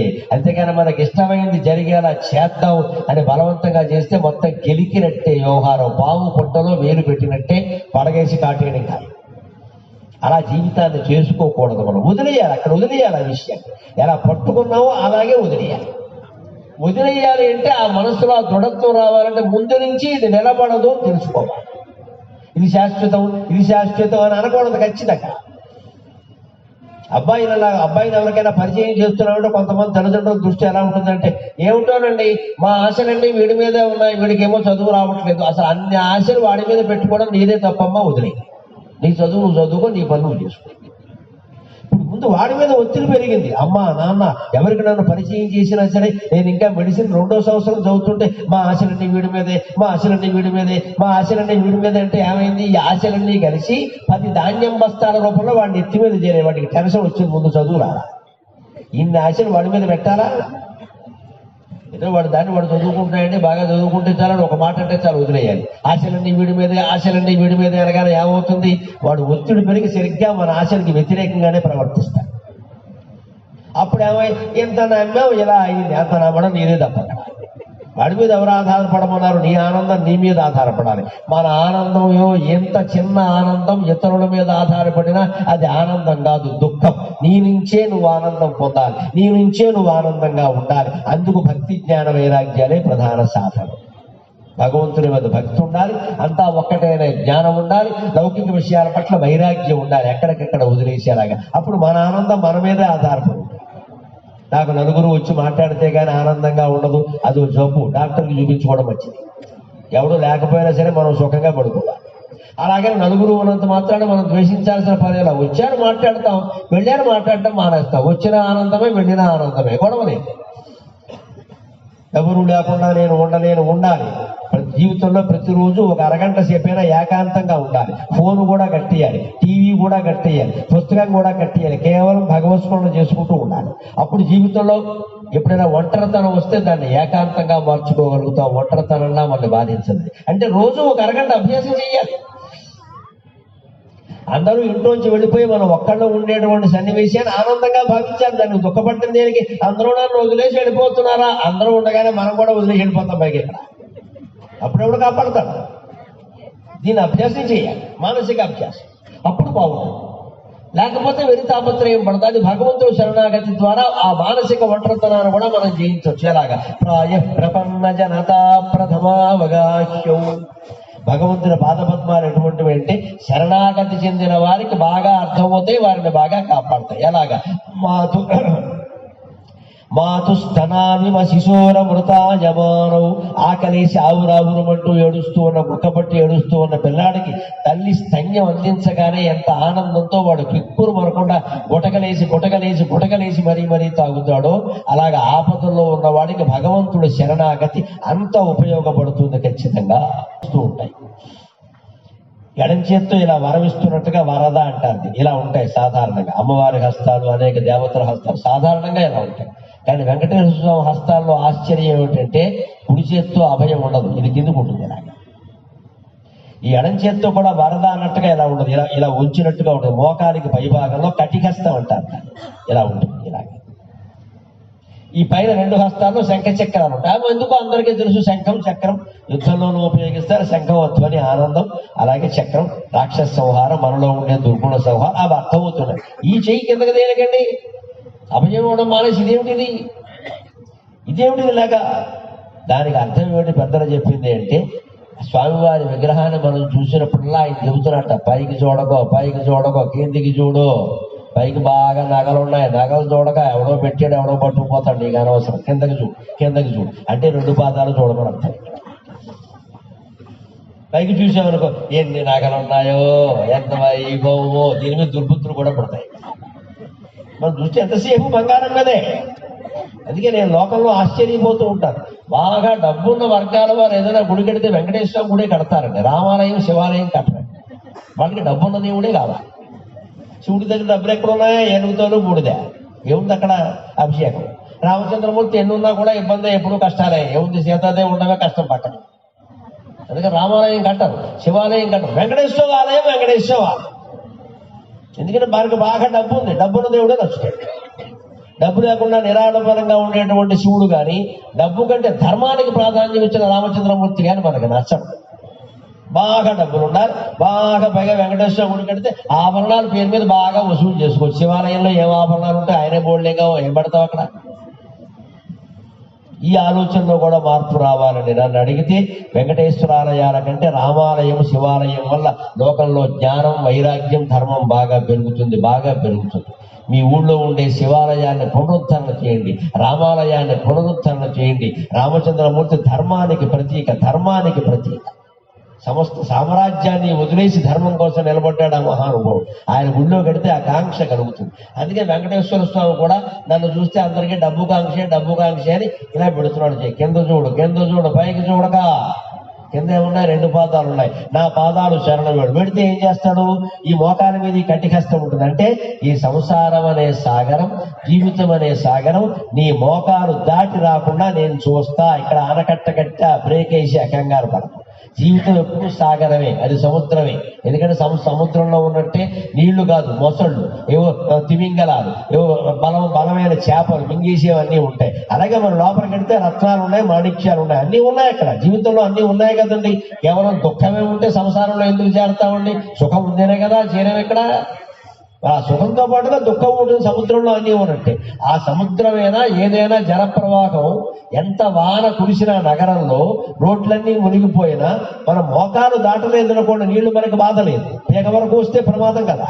అందుకని ఈ సంసారం అనే సాగరం నీ మోకాలు దాటకుండా నేను చూస్తా. నీ కటిహస్తానికి పైన ఇలా కటిహస్తం పెట్టుకుని ఉంటాట సరిగ్గా మోకాలు పైభాగంలో. అది వెంకటేశ్వర స్వామి విగ్రహంలో ఉండే విశిష్టంగా. దేన్నైనా పోల్చాలంటే మళ్ళీ అవే ఉన్నాయ్యా, వేరే ఏమీ లేవు అంటున్నాడు అన్నారు స్వామి. అటువంటి అద్వితీయమైన అపూర్వమైన పాదపద్మాలనే మనం శరణ వేడదాం. ప్రాయ ప్రపన్న జనతా ప్రథమావగాహ్యౌ మాతుస్తనావివ శిశోరమృతాయ మానౌ ప్రాప్తౌ పరస్పర తులామతులాంతరౌ తే శ్రీ వెంకటేశ శరణం ప్రపద్యే. సత్వోత్తరైః సతత సేవ్య భుజంగమాన సంసార తారక దయార్ద్ర దుగంశనేన. సత్వోత్తరైః సతత సేవ్య పదాంబుజేన. సంసార తారక దయార్ద్ర దుగంచలేన. సౌమ్యోపయంతృమునినా మమ దర్శితౌ తే శ్రీ వెంకటేశ శరణం ప్రపద్యే. ఈ స్తోత్రాన్ని రచించినటువంటి అన్నన స్వామి ఉన్నాడే, ఆయన గురువు గారి పేరు మనవాల మహాము. ఆయన ఇక్కడ ఉపయంత్రుమునినా ఉపనయనం చేసి గురువు గారి దగ్గరికి తీసుకెడతారు. అలాగే ఆయన బ్రహ్మోపదేశం చేస్తారు. అటువంటి ఉపదేశం చేసినటువంటి గురువు నాకు మనవాల మహామునయ్య. ఆయన నీ పాదాలు చూపించాడు. ఇక్కడ భగవంతుని పాదాలు ఆశ్రయించవయ్యా అన్నాడు. అందుకే మనకి ప్రహ్లాద చరిత్రలో చెబుతారు చూడండి. చదువేమిటి అంటే చక్రహస్తుని ప్రకటించు చదువు కుంభినీధవు చెప్పటి గురుడు తండ్రి హరిచేరుమనయ్యడి తండ్రి అని ప్రహ్లాదుడు చెబుతాడు పోతన గారి భాగవతంలో. చదువులు ఎలా ఉండాలంటే భగవంతుడి గురించి చెబుతున్నాయా? దయచేసి తల్లిదండ్రులందరూ ఇంటికి వెళ్ళి పిల్లలు చదువుతున్న పుస్తకాలు చూడండి. ముఖ్యంగా తెలుగు పుస్తకం చూడండి. అందులో దేవుణ్ణి గురించిన పాఠాలు ఎన్ని ఉన్నాయో చూడండి. నమ శివాయ ఒక్కటి కూడా ఉండదండి. మీద లాగేశారండి. పూర్వకాలం నా వయస్సు వాళ్ళందరూ చదువుకున్న పాఠాల్లో పూర్వం ఉండేటువంటి కావ్యాలన్నీ దేవుడి గురించి చెప్పేవి ఉండేవి. అన్ని పద్య కావ్యాలే ఉండేవి. అన్నీ దైవభక్తే. చిన్నయశివుడు మిత్రలాభం మిత్రభేదం ఉండేది. తప్పెందుకు చేస్తారండి? అన్ని పాఠాలు చదివాక కనీసం 90% మంది బాగుంటారు కదా, చేసేవాళ్ళు చేయనివాడు. ఇవాళ పాఠాల్లో కూడా లోపం ఉందని నేను మొహమాటం లేకుండా చెప్తాను. దైవభక్తివన్నీ లాగేశారు, దేశభక్తివన్నీ లాగేస్తారు, ఏవేవో పెడతారు రకరకాల. తెలుగు పాఠంలో పట్టుకొచ్చి ఏవో సైన్స్ పాఠాలు సమాచార పాఠాలు పెడతారు. అవన్నీ దేనికి? ఇక్కడ దైవభక్తి అనేసరికి పిల్లలు ఏదో అయిపోతారు. అది ఇంకో మతం వాళ్ళకి కోపం వీళ్ళకి కోపం, ఈ గొడవలు అన్నీ వస్తాయి. ఇక్కడ మొత్తం మీద దేవుడు లేకుండా చేశారు. దైవభక్తిని బోధించే పాఠాలు ఎన్ని ఉన్నాయో చూడు. దేవుడి గురించి చెప్పకపోతే అది చదువే కాదని చెప్పింది భాగవతం. ఇక్కడ ఈయన అంటున్నాడు ఖచ్చితంగా. సౌమ్యోపయంత్రమున మమ దర్శితవుతే. మనవాల మహాముని ఈ సుప్రభాత స్తోత్రం రాసిన ఆయనకి అంతా విద్య నేర్పాక, వేదాంతం నేర్పాక చివరికి సారాంశంగా ఏమన్నా చెప్పండి అంటే స్వామివారి పాదాలు పట్టుకో వేరే వెళ్ళేదని చెప్పాడు. సౌమ్యోపయంత్రుముని నామదర్శితౌతే. ఆ పాదాలు ఎటువంటివి అంటే సంసార తారక దయార్ద్ర దృగంచలేన సత్వోత్తరైః సతత సేవ్య పదాంబుజేన. సత్వగుణానికి కూడా అతీతంగా ఉండగలగాలి మనం. అంటే ఇందాక చెప్పుకున్నాం, తమో గుణం అంటే హింస, నిద్ర, ఆలస్యం, భయం, వీటిని విడిచిపెట్టాలి. రెండోది రజోగుణం, అంటే రాజకీయమే పోటీలు పడ్డం మాటి మాటికి. నాకు ఆ పదవి కావాలి, ఆ పీఠం కావాలి, ఆ టికెట్ కావాలి, లేకపోతే నేను ఉండలేను. ఇదే రాజకీయం. ఎలా నడుస్తుందో చూస్తున్నాం కదా దేశం అంతటాను, ఎంత కుళ్ళిపోతున్నాయో మనస్సులన్నీ కూడా. అంటే ఈ రాజకీయాల నుంచి బయటపడాలంటే రజోగుణం వదిలేరు. ఎవరితోనో పోటీ మనకెందుకంటే మనం సుఖంగా ఉంటే చాలు కదా. మన రంగంలో మనం ఆనందంగా ఉన్నాం చాలు. ఇంకోటితో పోటీ మనం ఎందుకు పెట్టుకోవాలి? ఇవాళ నేను ప్రత్యేకంగా ఆనందిస్తూ ఉన్నాను నెల్లూరు వచ్చినందుకు. నా సహచర సోదరుడు ప్రవచన చక్రవర్తి చాగంటి కోటేశ్వరరావు గారు ఊళ్ళో ప్రవచనం చెబుతున్నారని తెలిసింది. నాకు చాలా ఆనందించాను. నెల్లూరు అదృష్టం చేసుకుందిరా అన్నారు. ఒకేసారి ప్రవచన రంగంలో ఇద్దరు ప్రముఖులైన వాళ్ళని పిలిపించి ఒకే చోట చెప్పించగలుగుతున్నారు. ఎందుకంటే అదృష్టం ఏం కావాలి? చెప్పే ధోరణలో తేడా ఉండొచ్చు, కానీ చెప్పే లక్ష్యం ఒక్కటేనమ్మా. దయచేసి అందరిని సమానంగా గౌరవించండి, అందరిని సమానంగా గౌరవించండి. ధోరణి తేడా ఉంటుంది, ఎందుకంటే రకరకాల ఆలోచనలు, రకరకాల మాటలు. నా మాటల్లో ఎప్పుడు నాకు సమాజం ముఖ్యం, మనిషి జీవితం ముఖ్యం. కానీ ఈ జీవితం గురించి చెప్పడం అంతా దేనికి? చివరికి దేవుళ్ళో చేరడానికే, జీవితంలో కూర్చోవడానికి కాదు. ఇక్కడ పీఠ వేసుకోండి, చివరికి దేవుణ్ణి చేరాలి అంటే అధ్యాత్మతత్వం తెలియాలి, భక్తి మార్గాన్ని పట్టుకోవాలి. భక్తి జ్ఞాన వైరాగ్యాలు ఉంటే తప్ప అంతిమంగా మోక్షం రాదు. మోక్షం వస్తే తప్ప మనిషికి సుఖం లేదు. జీవితాన్ని గురించి ఎంత చెప్పినా, జీవితంలో ఎన్ని అనుభవించినా ఇది మిథ్యే, ఇది ఉండదు. అంతిమంగా దైవ మార్గాన్ని అనుసరించాల్సింది. అయితే ప్రవచనం మనం వింటున్నాము అంటే ఎవరు చెప్పారు అనే దానికంటే ఏం చెప్పారు అది మన జీవితానికి అలా అన్వయించుకుంటే ఎవరిదైనా ఒకటే హాయిగా ఆనందంగా ఉండొచ్చు. లేదు రకరకాలుగా పోటీలు పడ్డామనుకోండి, అనారోగ్యాలు వస్తాయి అనవసరంగా. రజోగుణాన్ని జయించడం అంటే అంతే. సత్వగుణం ఉంటుందండి, అది మనం అట్టు పెట్టుకోవాలి. సత్యం, ధర్మం, కట్టుబడి ఉండడం, దేవాలయాలకు వెళ్ళడం, పూజలు అభిషేకాలు చేయడం, అన్ని అలాగే పూజలు చేయడం, జీవితంలో కూడా శాంతంగా ఉండడం, ఇవన్నీ మంచివే. కానీ ఏమవుతాయో తెలుసా? దీనివల్ల రెండు రకాలు పెరుగుతాయి, గమనించండి దయచేసి. ఒకటి చాదస్తం, రెండు అహంకారం. ఈ సత్వగుణం వల్ల ఈ రెండూ పెరగకుండా చూసుకోవాలి. మనం బాగా ఏదో ఇంట్లో నిత్యం పారాయణ చేసాం అనుకోండి, విష్ణు సహస్రం పొద్దున్న, లలితా సహస్రం సాయంత్రం, అలా 2 ఏళ్ల పాటు వరుసగా చేసాం అనుకోండి, దానివల్ల పెరిగేది ఏమిటో తెలుసా? మంచిదే, పారాయణ ఎప్పుడూ మంచిదే, కానీ 2 రకాలు పెరగకుండా చూసుకోవాలి. ఒకటి చాదస్తం పెరగకుండా, అంటే ఈ మధ్య మొన్న చేయలేదు, అమ్మవారికి ఏమన్నా పాపం వస్తుందేమో, దీన్నే చాదస్తం అంటారు. మొన్న శుక్రవారం కూడా నువ్వు చేయలేదు, పంపులు అంటుకుపోలేదేమో, ఏమైనా పాపం చేసావా? ఆ సమయంలో ఏమైనా పాపం చేసావా? ఏదో ఖాళీ దొరకలేదు, చేయలేదు. ఇది చాదస్తం పెట్టుకోకూడదు. ఓ రోజు చేయకపోతే కొంపలు అంటుకో. లేదా అన్ని నామాలు చదవలేదు, మధ్యలో ఫోన్ వచ్చింది, ఏం వచ్చినా పర్వాలేదు, ఫోన్ కట్టి ఆన్ చేసి ఉంచాక రాదా? వచ్చింది, మాట్లాడితే ఒక నిమిషం గొడవ వదిలిపోయింది, అక్కడ పెట్టి పారాయణ చేసుకుంటానని చెప్పి అయిపోయింది. కానీ మధ్యలో ఫోన్ వచ్చింది, ఫలితం వస్తుందో రాదో, ఫోనే వస్తుందమ్మా, ఫలితం రాదు, మళ్ళీ ఫోనే వస్తుంది. ఇది చాదస్తం. రోజు ఒక సమయానికి చేస్తూ ఉండడం వల్ల ఈ చాదస్తం పెరిగిపోతుంది. అందుకే అప్పుడప్పుడు టైమింగ్స్ మార్చి. అహంకారం ఏమిటో తెలుసా? బయట ఎవరన్నా పలకరించేసరికి నేను విష్ణు సహస్రం 10 ఏళ్ళుగా 2 పూట్ల మానకుండా చదువుతున్నా, ఇది అహంకారం. నేను ఎవరు పేపర్లో ప్రకటించమని చెప్పలేదు. నేను నెలలా తిరుపతి వెళ్ళి దర్శనం చేసుకుంటా, ఇదో అహంకారం. నిన్నెవరు చెప్పలేదు, దేవుడు నేను నమ్మలేదు. పైగా అనవసరంగా నెలలా వెళ్ళామని అక్కడ క్యూ పెరిగింది. దేవుడికి నీకు కూడా విసుకొచ్చింది. ఆయన మొహం మనం ఎన్నిసార్లు చూసినా పర్వాలా, మన మొహం ఆయన అస్తమానం చూడలేడు, వెళ్ళకూడదు. ఏడాదికి ఒకసారి చూపిస్తే చాలు. ఇది బోసు మొహాలు, మన 7 మొహాలు వేసుకుని అస్తమానం బాగొక్కదు. ఇది పెద్ద మొక్క, ఇక్కడ దాన్ని బట్టి గొప్పగా చెప్పడం, నేను నెలలా వెళతా, వారం పోయి అక్కడే కూర్చో, గుళ్ళు అవడొద్దు అన్నట్టు. ఇది అహంకారం. సత్వగుణం వల్ల కూడా ఇవి పెరుగుతాయండి. ఒకటి జాదస్తం, 2 అహంకారం. ఇవి పెరగకుండా చూసుకోవాలి. మనలో సత్వగుణం ఉండేది మన కోసం, కానీ లోకంలో ప్రచారం కోసం కాదు. మనం గుళ్ళోకి వెళ్ళగానే ముందు దేవుడికి దండం పెట్టడం కంటే ముందుగా ఫోటోలు తీయడం, వెంటనే వాట్సాప్, గుళ్ళో నేను గుళ్ళో ఉంటే ఎవరికి ఇక్కడ నా చేతుల్లో ప్రసాదం పెడుతున్న దృశ్యం, అది కింద పడిపోయిన దృశ్యం, అన్ని దృశ్యాలే. భగవంతుడు అదృశ్యం. వెంటనే వాడు కూడా అవతల నుంచి స్పందించలేదు, వై డోంట్ యూ రెస్పాండ్, మళ్ళీ ఇదో అహంకారం. నేను ఫోటో పంపాను కదా, చూడలేదా, చూడాలా? ఇవన్నీ అహంకారాలండి. ఎక్కడ మనుషులు ఎందుకు ఆలోచించుకోరో తెలియదు నాకు. మనం చేసిన పనిని ప్రచారం చేసుకుంటామంటే అహంకారం కాదా? మనం గుళ్ళో కడితే ఫోటో పెడితే పర్వాలా, హోటల్ కడతాడు, బిర్యానీ తింటాడు, ఫోటో పెడతాడు, అది ఎక్కడ అహంకారం? హాట్ బిర్యానీ అని ఫోటో పెట్టాడు, అవతల వాడు ఫ్రెండ్ చూసి వావ్ అన్నాడు, ఇక్కడ వీడు బ్రేవ్ అన్నాడు. హోటల్లో బిర్యానీ ఫోటో పెడతావా? బుద్ధుందా లేదా? ఫోన్ ఉన్నది అందుక. నువ్వు తింటే తినరాదా, కూర్చుని 3 ప్లేట్లు తిని ఎవడొస్తున్నాడో దీని ఫోటో పెట్టాలి.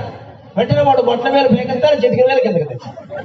ఇవన్నీ మనం లెక్కెట్టుకుని ఐ గాట్ 200 లైక్స్ అవన్నీ 100 తగ్గితే వీడు గుండెపోటు వస్తుంది.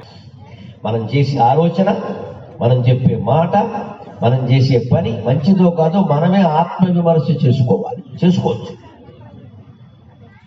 మన మనస్సు మనకి చెప్పేస్తుంది. 100 సార్లు ఆలోచించినా మనం చేసేది మంచి పని అని మనకు అర్థమవుతుంది. అంటే దేవేంద్రుడు దిగొచ్చి చెప్పినా సరే ఆ పని మానక్కలేదు, చేసేయడమే లెక్క. నీ అంతరాత్మ నీకు సాక్షి. ఎప్పుడు ఎన్ని పుస్తకాలు చదివినా జీవితాన్ని మించిన గ్రంథం లేదు. ఎంతమంది గురువులను ఆశ్రయించినా అంతరాత్మను మించిన గురువు లేదు. ఎన్ని క్షేత్రాలు తిరిగినా శరీరాన్ని మించిన క్షేత్రం లేదు. ఎన్ని తీర్థాల్లో మునిగినా మనస్సును మించిన తీర్థం లేదండి. మన శరీరం, మన మనస్సు, మన అంతరాత్మ, మన జీవితం ఇదే మనకి లెక్క. అది చెప్పినట్టు వినగలిగితే మనం జీవితాన్ని జయించేసినట్టే లెక్క. అందుకే ఇక్కడ చెబుతున్న స్పష్టంగా మా గురువు గారు దారి చూపించారు. సత్వోత్తరై సతత సేవ్య పదాంబుజన.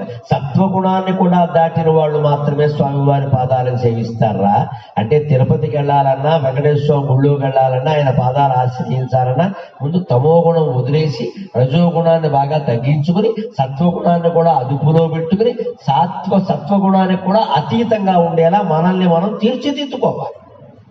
చామంతి పూలు ఉంటాయి, బంతి పూలు ఉంటాయి, గులాబీ పూలు ఉంటాయి. సూర్యకిరణం పడగానే ఏం వికసించవండి, పద్మం వెంటనే వికసిస్తుంది. మిగిలిన ఎప్పుడు వికసిస్తాయి? ఒకటి 8ంటికి, ఒకటి 9ంటికి, ఒకటి మధ్యాహ్నం. ఒక పువ్వు ఉంటుంది దిక్కుమాలిన పువ్వు, మన మొహంలాగే జీవితం అంతా వికసించదు. ఎప్పుడు ఏడుపు మొహమే. ఒకటింటో ఎన్ని శుభాలు జరిగినా ఎప్పుడు గంభీరంగా ఏమిటో జట్రాళ్ళ కూర్చుంటాడు, మొహంలో ఎక్కడ నవ్వు ఉండదు. ఏడుపు మొహం అంటే అదే. ఆ భార్యకి శాంతి, నోబెల్ శాంతి బహుమతి వారు వీడితో పండింది. వీడు ఎప్పుడు నవ్వడు. ఏం జరిగినా సరే ఇదో శుభం ఏంటి అంటాడు. ఇక్కడ ఇంకేదో కావాలి. కొన్ని పువ్వులు కూడా అలాగే ఉంటాయి. అన్ని పూలు రకరకాల సమయాల్లో వికసిస్తుంటే సూర్యకిరణం పడగానే వికసించేది పద్మం. ఆ పద్మంలాగే మన మనస్సును భగవత్ ప్రేమకి పాత్రం చేసుకోవాలి, తయారు చేసుకోవాలి. పద్మానికి ఆ యోగ్యత ఎందుకు కలిగింది అంటే, కిరణం పడగానే వికసించేలాగా తన శరీరాన్ని తాను తీర్చిదిద్దుకుంది. భగవంతుడు కరుణ ప్రసరించగానే మనం ఫలించేలాగా, వికసించేలాగా మన మనస్సును మనం తీర్చిదిద్దుకోవాలి. అది చెబుతున్నాడు. సత్వోత్తరై సతత సేవ్య పదాంబుజేన. ఎప్పుడూ సేవించాలి అంటే నిరంతరం మనస్సులో స్మరించాలి. ఎప్పుడు గుళ్ళో కూర్చోలేం కదా, కూర్చోలేమరు కదా, తలుపులు మూసేస్తారు. మన మనస్సు తలుపులు ఎవరు మూసేస్తారండి? మనమే తెలుసుకోవచ్చు. ఎప్పుడు కూడా పడుకున్నా కూడా దైవస్మరణ చేయొచ్చు. అంతేకాదు సంసార తారక దయార్ద్ర దృగంచలేన ఆ నిరంతర స్మరణ చేస్తూ భగవంతుని పాదాలు సేవించగలిగితే ఈ జీవితం అనేది ఎంత భయంకరంగా ఉన్నా దాన్ని మనం జయించగలం. సంసార తారక దయార్ద్ర దృగంచలే. ఈ సంసారాన్ని తరింపచేసేటువంటి దయ కలిగినటువంటి కంటి చూపుల కటాక్షాలు కలిగిన వాడిని దృగంచలేన. ఆ కటాక్ష కంటి కొస చాలు, ఆ చూపు పడింది అంటే మనం జీవితం ధన్యమైనట్టు. అందుకే మన దేవాలయాల్లో విగ్రహాలు గమనించండి, ఈ పక్కకి ఆ పక్కకి తిరిగి ఉండవు. ఒంగుని, కూర్చుని, పడుకుని రకరకాలుగా ఉండవు, ఎప్పుడూ నిలబడి ఉంటాయి. అందులో వెంకటేశ్వర స్వామి విగ్రహం మరీ విచిత్రమైంది. వెంకటేశ్వర స్వామి పడుకున్న భంగిమ మీరు చూడలేరు, కూర్చున్న భంగిమ మీరు చూడలేరు, విశ్రాంతి తీసుకునే భంగిమ మీరు చూడలేరు. ఎప్పుడూ నిలబడి శంఖచక్రాలు ధరించి ఉంటాడు స్వామి. ఎందుకు తెలుసా? వెంకటేశ్వర స్వామి గురించి ఎంత నిలబడుతున్నావయ్యా, ఎంత నిలబడి ఉన్నాయా రాత్రి బోళ్ళు. రామచంద్రమూర్తి పట్టాభిషిక్తులే కూర్చుని ఉంటాడు. శివుడు లింగాకారంలో ఎప్పుడు కూర్చున్నట్టు పడుకున్నట్టే ఉంటాడు. అనంత పద్మనాభ స్వామి వారు తిరువనంతపురంలో ఉంటారు, శుభ్రంగా పడుకుని ఉంటాడు. 3 ద్వారాలు ఉంటాయి ఆయన చూడడానికి. ఒక ద్వారం నుంచి కనపడ్డారు ఉభయార్థమూర్తి ఇలా పడుకుని ఉంటాడు. శివుడు నాట్యం చేస్తూ ఉంటాడు, రామచంద్రమూర్తి యుద్ధం చేస్తూ ఉంటాడు, శ్రీకృష్ణుడు మరులు వాయిస్తూ ఉంటాడు.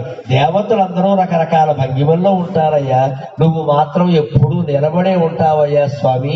ఎందుకంటే వెంకటేశ్వర స్వామి ఎప్పుడు చక్రం ధరించి నిద్రాకారాలు కూడా మానేసి నిలబడి ఎందుకుంటాడు అంటే, ఏమో ఏ గజేంద్రుడు ఏ అర్ధరాత్రి పిలుస్తాడో, ఏ కుచేరుడు ఏ అపరాత్రి పిలుస్తాడో, ఏ ద్రౌపదీదేవి లాంటి స్త్రీకి ఏ అపచారం జరుగుతుంటే స్వామి నువ్వు తప్ప ఎవరు దిక్కులేరయ్యా అని పిలుస్తుందో, ఏ ధ్రువుడు తన పెద్దతల్లి సవతి తల్లి చేత నానా అవమానాలు పడి స్వామి నువ్వే దిక్కు అని బాలుడు నన్ను పిలుస్తాడో, ఏ బాలుడు, ఏ స్త్రీలు, ఏ జంతువులు, ఏ చరాచర జీవరాశులు ఏ రాత్రి వేళ నన్ను పిలుస్తాయో, పడుకుంటే వెంటనే లేచి వెళ్ళలేమో అని మన ఎందు దయతో నిలబడి ఉంటాడమ్మా, దయతో నిలబడి ఉంటాడు. స్వామి గనక పడుకుంటారంటే తిరుపతి దేవస్థానం వారు వజ్రాల చెయ్యి చేయిస్తారు, బంగారపు చెయ్యి కాదు, వజ్రాలే. 3 డబ్బులున్నాయి, 3 ఆభరణాలు ఉన్నాయి. ఏం చేసుకోవాలో తెలియక వాళ్ళు అడుగుతున్నారు. స్వామివారు కోరి నాకు పక్క కావాలి అంటే కొండంత పక్క తయారు చేస్తారు. అంతేనా? అనుమానం ఎదురు. ఏవో కూర్చొని రత్నపీఠ చదువు, రత్నాల పీఠాలు చేయిస్తారు, రత్నాల బంగారం మంచాలు చేయిస్తారు, వాటికి రత్నాలు బతుకుతారు. ఆయనకేం డబ్బుకు లోట?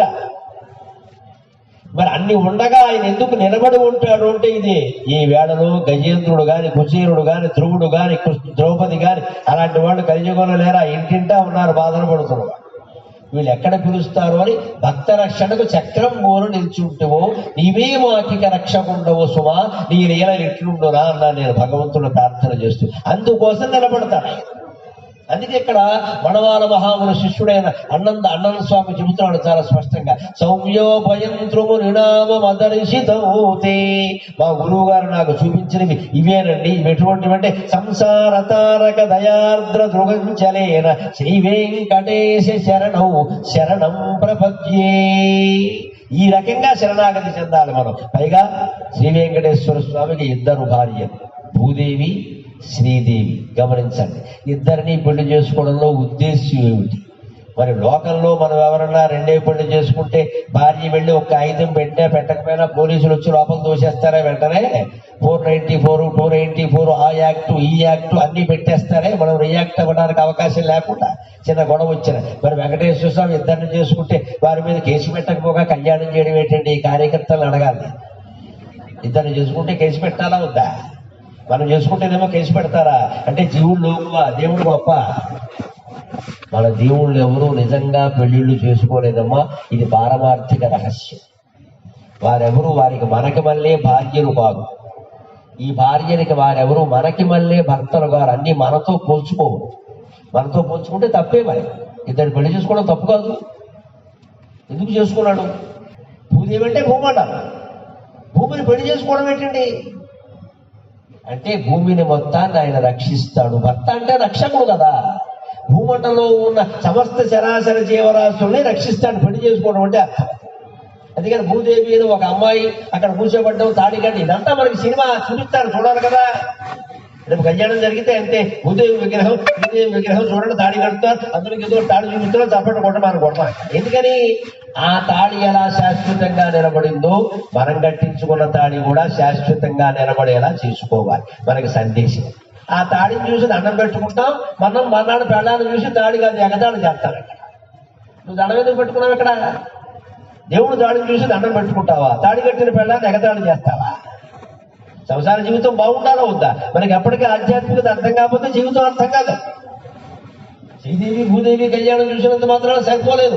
నువ్వు భూములు ఎవరివి ఆక్రమించకుండా ఉన్నావా? ఏ పేదవాడిని బాధ పెట్టకుండా ఉన్నావా? అయితే కళ్యాణానికి రా, లేకపోతే లోపల కూర్చోబెట్టి. ఇక్కడ అందరి భూములు ఆక్రమిస్తాం, మనమే వచ్చి భూదేవి కళ్యాణం చేయిస్తాం. అయిపోయింది, భూదేవి ఎప్పుడో ఆక్రమణ అయిపోయింది. నోరు లేని వాళ్ళ భూములు, పేదవాళ్ళ భూములు, వితంతువుల భూములు, అనాథల భూములు, బలహీన వర్గాల భూములు మనమే ఆక్రమిస్తాం. ఖాళీగా ఉన్న ప్రతి భూమి మళ్ళీ భూదేవి కళ్యాణం చేయిస్తాం. ఇప్పుడు గురుస్తాయనే పరిస్థితులు చూస్తూ ఉంటే, ఇప్పుడు గురుస్తాయి, మాటలు కాదు. శ్రీదేవి కళ్యాణం చేయిస్తాం. మన ఇంట్లో 100 కోట్లు ఎలా వచ్చాయి ఎవరికి చెప్పం. ఇక్కడ మొత్తం నొక్కేస్తాం కింద, మంచాల కింద కాదమ్మా, బాత్రూంలో రాళ్ల కింద కూడా దాచేస్తాం. తోడలుడి ఇంట్లో, మేనలుడి ఇంట్లో పెట్టేస్తాం. శ్రీదేవి కళ్యాణం చేయిస్తాం. పైగా చూస్తే పుణ్యం, చూస్తే పుణ్యం. ఏమిటి పుణ్యం? చేసేవన్నీ పాపాలే. దేవుడికి 2 భార్యలు, వారి పేరు భూదేవి, శ్రీదేవి. అంటే నువ్వు ఉన్న నేల ఎలా ఉందో చూసుకో. ఆ ఇల్లు నీదేనా? ఆ స్థలం నీదేనా? ఏమైనా ఆక్రమించా? ప్రభుత్వ భూమి ఆక్రమించినా తప్పే. రోడ్డు ఆక్రమించి ముందుకు కట్టేసినా తప్పే. రోడ్డు ఉన్నది ఎందుకు? అపార్ట్మెంట్లు కట్టినా, కాలనీలు కట్టినా 33 లెక్క 33 మీటర్లు ఏదో లెక్క ఉంటుంది, 40 మీటర్లు ఆ వదిలిపెట్టాలి. మనం ఊరికే మీద కట్టేస్తాం. తర్వాత ఏమో కూలగొట్టారు. మరి ఏం చేయమంటా? కూలగొట్టకపోతే రోడ్డు మీద జనం నడవాలా ఉందా? ఇవన్నీ మనం చేస్తాం. మళ్ళీ భూదేవి కళ్యాణానికి హాజరవుతాం. ఆశ్చర్యకరంగా ఉంటుంది నాకు ఇది. ఆధ్యాత్మికతలో ఏ అంశాన్ని మనం ప్రాక్టికల్ గా వాస్తవంగా అర్థం చేసుకున్న జీవితంలో తప్పు చేయమని ఖచ్చితంగా నీతిగా ఉంటాం, నిజాయితీగా ఉంటాం, ఉన్న దాంట్లోనే బతుకుతాం. అప్పుడు మనం కళ్యాణం చూడకపోయినా పర్వాలా, మనం చూడడానికి మన ఇంటికి వస్తాడు దేవుడు, వీడు నీతిగా బతుకుతున్నాడు. ఆ నీతికి, నిజాయితీకి, ధర్మానికి, సత్యానికి తిరోధకాలు ఇచ్చేసి కళ్యాణాలు మాత్రం చేస్తూ ఉంటాం. బాగా అజ్ఞానపు విగ్రహాలు పెట్టి 1,00,000 మందికి భోజనాలు పెట్టి అది తెలుసుకోవలసిన విషయం ఏది. స్వామివారు శ్రీదేవిని ఎందుకు పెళ్లి చేసుకున్నాడు, భూదేవిని ఎందుకు పెళ్లి చేసుకున్నాడు అంటే భూమండలం మొత్తం నాదే, నువ్వు అక్రమంగా ఆక్రమించిన ప్రతి సెంటీమీటర్ నాదే, నీ సంగతి చూస్తా అని చెప్పడానికే భూదేవిని చేసుకున్నాడు. శ్రీదేవిని ఎందుకు పెళ్లి చేసుకున్నాడు అంటే నువ్వు సంపాదించాలనుకుంటున్న రూపాయలన్నీ నావేరా, లక్ష్మీదేవి కటాక్షమే కదా, అందుకే నువ్వు అక్రమంగా సంపాదిస్తావా, ప్రార్థన ద్వారా తల్లిగా భావించి నీ ఇంట్లో పెట్టుకోవాలి, కానీ అక్రమంగా రావణాసుడు సీతాదేవిని చెరపెట్టినట్టే కదా అక్రమంగా సంపాదిస్తున్నావు. అంటే అక్రమంగా రూపాయలు సంపాదించిన ప్రతి సన్నాసి ఈ మాట పట్టుకోవలసిందే ఖచ్చితంగా. శ్రీదేవి కళ్యాణం చూస్తున్నాం మనం. ఇక్కడ వేసేస్తాడు వెంకటేశ్వర స్వామి, అందులో ఎవరితో పెట్టుకున్నా ఊరుకుంటాడండి. వెంకటేశ్వర స్వామి ఊరుకుంటాడు. కలియుగంలో ప్రత్యేకంగా పుట్టింది కలవు వెంకటనాయక అన్నారు. ఈ యుగానికి బాగా సరిపోయే ఫిట్ఫుల్ గాడ్ ఎవరంటే వెంకటేశ్వర స్వామి. ఎందుకంటే బాగా మొట్టిగా వేయడం కూడా బాగా తెలుసు. శివుడికి జాలి ఎక్కువ, రామచంద్రమూర్తికి ధర్మం ఎక్కువ. వెంకటేశ్వర స్వామికి ఏమీ లేదు, చెప్ప చేయకుండా విమానం పేల్చేస్తారు, అంతే, గొడవలు అయితే. మనం అక్కడే ఉంటాం విమానం కర్మగారి అంతే. రైలు రేట్ అవుతుంది, ఈడ కారు ఎక్కుతాడు, ఆ కారుకే ప్రమాదం జరుగుతుంది, ఎందుకంటే ఈడు పోవాలి. అంత తేలిగ్గా అయిపోతుంది. ఖచ్చితంగా పోయినోడు వెంకటేశ్వర బాగుంటుంది, చూసుకో అని చెప్తాడు ఆయన. నువ్వు చేసిన పనులకు ఇదే సమాధానం. అంత గట్టిగా ఉంటుందండి వెంకటేశ్వర స్వామి. కటాక్షం ఎలా ఉంటుందో ఆయన కాఠిన్యం కూడా అలాగే ఉంటుంది. ధర్మం పట్ల కటాక్షం, అధర్మం పట్ల కాఠిన్యం, ఇదే భగవత్ తత్వం. అందరినీ భగవంతుడు ఏదో చూసేస్తాడు అనుకోకుండా అలాంటిది ఉండదండి ఇక్కడ. లేకపోతే మళ్ళీ ఆయన అవతారం ఎత్తాలి. ఎవరికి మనం అన్యాయం చేయకుండా ఉన్నాము, లేదు డబ్బు అక్రమంగా సంపాదిస్తాం, భూములు ఆక్రమిస్తాం. శ్రీదేవి భూదేవి కళ్యాణం అంటాం. అంచేత శిరుడు గులికినావు శ్రీదేవితో కూడి శరణు మాన్పుమయ్యా శ్రీనివాస. నువ్వు శ్రీదేవితో నువ్వు ఆనందంగా ఉండే సరిపోలేదే, మేము చెరసాలలో ఉన్నాం, మేము నానా బాధలు పడుతున్నాం, జీవితంలో అన్ని దుఃఖాలే, మా చెరసాలు విడిపించవయ్యా అని అడుగుతున్నాం. ఆయన చెరసాలలో పుట్టాడు కృష్ణ అవతారంలో, మన కష్టాలు ఆయనకే దిగుస్తాయి. జీవితంలో బంధాలంటే చెరసాలే కదండి, జైల్లో వేరే ఉండక్కల. పిల్లల పెళ్లిళ్ళు బాధ్యత, పిల్లల ఉద్యోగాలు బాధ్యత, కుటుంబాన్ని గట్టెంచి వీళ్ళ కరెంటు బిల్లు గట్టం కూడా బాధ్యతే. చదువుతున్నా ఒక రకం, ఇంత చేస్తే ఉండదు కరెంట్. ప్రతిదానికి డబ్బు ఖర్చు అయిపోయి ఇంత బిల్లు కట్టినా అవుతాడు, మళ్ళీ ఆఫీస్కి వెళ్ళి అంచాలి ఇవ్వాలి, అదో పెద్ద చెరసాలా. నీతిగా బతికే అవకాశం ఉందా? వచ్చిన దాంతో సంతృప్తి పడతాడు, సరిపోవట్లేదు. ఎక్కడ ఇద్దరు సంపాదించినా సరిపోవట్లేదు. దీనికే మనం భగవంతుడిని వేడుకోవాలి. విడివోమము వెంకటేశ, పొడిమి వెలిసినావు భూదేవితో కూడా. పొడిమి అన్నా భూమే, భూదేవి అన్నా భూమే. మరి భగవంతుడు భూమి మీద వెలవడం ఏమిటండి? భూమండలం మొత్తం నాది అని చెబుతున్నాడు ఆయన. భూమండలం మొత్తం నీదే కాబట్టి నేను ఎక్కడ బాధపడుతున్నా నీకు తెలిసే అవకాశం బాగా ఉంది కాబట్టి నన్ను కాపాడవయ్యా స్వామి అని అడగాలి ఖచ్చితంగా. అందుకే చివరిగా స్వామివారి దర్శనం అయ్యాక అక్కడెవరో పాపం జేఈఓ గారు ఒక ఆయన ఉండేవారు పూర్వం. చాలా నా ఎందు చాలా అభిమానం గౌరవం కలిగిన ఆయన. స్వామివారి మీద పద్యం చెప్పండి అన్నాడు. ఆసు మరి ఏదో అవధారణం కదా చెబుతూ ఉంటాం కదా, పద్యం చెప్పండి అంటే ఆయన కోరిక మేరకు చెప్పాను. నా బాధ ఏదో నేను చెప్పాను. ఏం చెప్పానో మీరు వినండి, భగవతత్వం ఏంటో అర్థం. నాకు ఒళ్ళు మళ్ళీ చెప్పాను, దేవుడితో మాట ఎవరితో చెప్తాం? దేవుడితో చెప్తే పరిష్కారం. నాకే అనుమానం ఉందయ్యా స్వామి, ఏమి వసింతు నీ ఎదుట. ఇక్కడ ఎవరో ఈవో గారు వచ్చి పద్యం చెప్పుకుంటారు, సరే నేను ఆసువుగా చెప్పగలను కాబట్టి చెప్పాను. ఏం మాట్లాడమంటావయ్యా? ఈ వాక్యాలచే ఊరటను క్షేమం పొందనువాడా. లోకంలో జరుగుతున్న విషయాలు పత్రికల్లో వార్తలు చూస్తున్న కడుపులో దేవేస్తుంది. ఇక్కడ ఈ వాక్యాల చేత నన్ను ఊరడెళ్ళమంటావు, ఎలా క్షేమంగా ఉండమంటావు? ఎందుకు నాకు వచ్చిన అనుభవం ఏమిటంటే, లోకమున నీకే వైభవం పైన ఎంతో మహాత్మ్యముతోపచేసేదరు భక్తులు. మహావైభవంగా చేస్తారు ఉత్సవాలు. చేయమంటే కోట్లు ఖర్చు పెట్టేస్తారు, ఏటేటా చేస్తారు, 16 ఏళ్ళు చేస్తారు. జీవితంలో మాత్రం నీతిగా ఉండరు. నాకు ఆశ్చర్యంగా ఉంటుంది. జీవితం వేరు, దేవుడు వేరు. ఎక్కడి నుంచి వస్తాడండి? జీవుడు లేని దేవుడు ఉంటాడా? దేవుడు లేకుండా జీవుడు ఉన్నాడా? మన జీవితాన్ని పరిశుద్ధంగా చూసుకోవా? మనం సత్యానికి ధర్మానికి కట్టుబడి ఉండవా? ఉత్సవాలు మాత్రం కోట్లు కోట్లు కోట్లు కోట్లు ఖర్చు పెట్టి. ఎందుకంటే పబ్లిసిటీ బాగా ప్రచారం జరుగుతుంది. రేపు పొద్దున దానివల్ల ఏమో పదవులో పీఠాలో పొందొచ్చు. మళ్ళీ ఇదంతా ఏమైంది? మొత్తం పురుషులో పోసినట్టే, మురుక్కాలలో పోసినట్టే. నీకు ఏదైనా ఉత్సవాలు చేయమంటే బ్రహ్మాండమైన వైభవంగా చేస్తారయ్యా. కానీ వాళ్ళు ఏ ఉద్యోగం చేస్తున్నారో, ఏ వ్యాపారం చేస్తున్నారో, ఏ బాధ్యత చేస్తున్నారో దాన్ని ధర్మంగా ఎందుకు చెయ్యరు స్వామి? నాకు జవాబు చెప్పవయ్యా అని అడిగాను.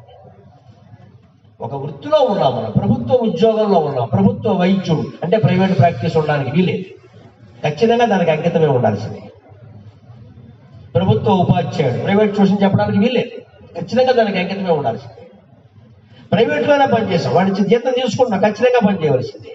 ఇంట్లో ఉన్నాం, ఇంటి బాధ్యతలు చేయాల్సిందే. ఇంటి బాధ్యతలన్నీ మానేసి వంట మనిషిని పెట్టేసి మనం ఏదో బయట స్వచ్ఛంద సేవ, ఇంట్లో సేవ అనేది అయినా స్వచ్ఛంద సేవ చేస్తే పేరు వస్తుంది, పేపర్లో వేస్తారు. ఇంట్లో పనులు చేస్తే ఎవరు వేస్తారు? ఇక్కడ అమ్మ నాన్నకు అన్నం పెడితే పేపర్లో వేస్తారని, పెట్టకపోతే వేస్తారు. అందుకని మనం ఆ పనులు చేయం. ఇంట్లో ఆడదు కానీ మొగాడు కానీ ఏ పనులు చేయాలో ఆ పనులు చేయాలి. బయట తిరుగుతారు బ్యాగులు వేసుకుని.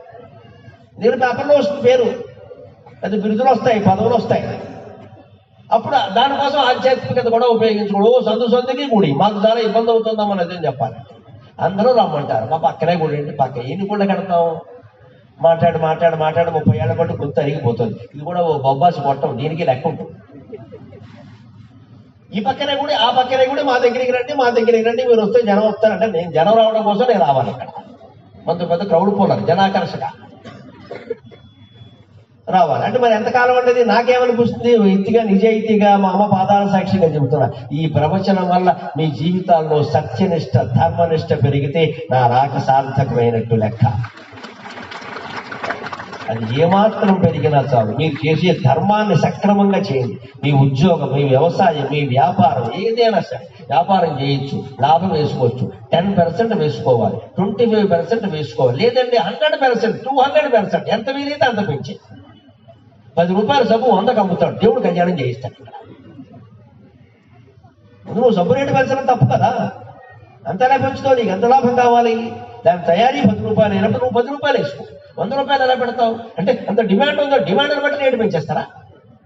అదేం వ్యాపారం? ఈ లాభసాటి వ్యాపారాలు, జనాలను దోచుకునే వ్యాపారాలు, జనాలను దోచుకునే రాజకీయాలు, జనాలను దోచుకునేటువంటి ఆక్రమణలు ఆగిన నాడు శ్రీదేవి భూదేవి కళ్యాణం సార్థకమైనట్టు లెక్క. అందుకని నేను ఏడ్చాను స్వామి దగ్గర, ఏమయ్యా నీ పేరు చెప్పి వైభవంగా ఉత్సవాలు బ్రహ్మాండంగా చేసేస్తారు, ధర్మాన్ని పాటించరు, వృత్తి ధర్మం చేయరు. పైగా ఈ పని చేయడం కోసం సెలవెట్టానంటే ఎందుకు సెలవెట్టాను? ఆ ఉద్యోగం చాలా పవిత్రం కదా, ఆ ఉద్యోగ బాధ్యత చేయాలి. మట్టి పూలు ఎందుకు పుచ్చుకున్నాడు, బంగారం పూలు ఎందుకు పుచ్చుకోవాలా? నువ్వు చక్రవర్తివైనా నీకంటే నాకు ఆ మట్టి పూలే ముఖ్యం. ఎందుకంటే ఆ కుమ్మరి తన పనిలో తాను నిమగ్నమై ఉన్నాడు. ఆ పని మీద పెట్టిన శ్రద్ధ కారణంగా నా కోసం పువ్వులు తేలేకపోయాడు. అందుకే గోడకు అంటుకున్న మట్టితో పువ్వులు చేశాడు, నేను స్వీకరించా. అంటే మన వృత్తి ధర్మం ద్వారా మనం చేసే పని ఫలితాన్ని భగవంతుడికి అర్పిస్తే ఖచ్చితంగా ఆయన స్వీకరిస్తాడు. ఇది మనం దృష్టిలో పెట్టుకుంటే చాలు.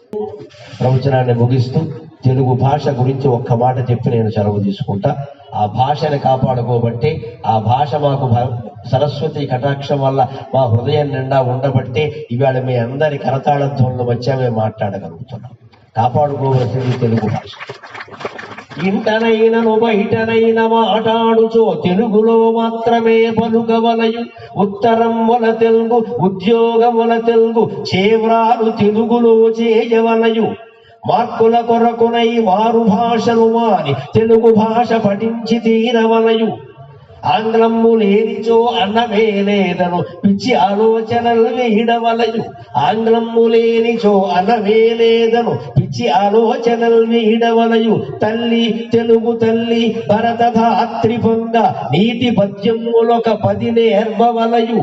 తల్లి తెలుగు తల్లి భరతధాత్రి పొంగ నీటి పద్యములొక 10 నేర్వవలయు. మనము మన కొరకై మన మనుగడకై, మనము మన కొరకై మన మనుగడకై చేయవలనివి ఇకనైనా చేయవలయు. స్వస్తి ప్రజాభ్యః పరిపాలయంతాం న్యాయేన మార్గేణ మహీం మహీషాః. గోబ్రాహ్మణేభ్యః శుభమస్తు నిత్యం. లోకాః సమస్తాః సుఖినో భవంతు. లోకాః సమస్తాః సుఖినో భవంతు. స్వస్తి.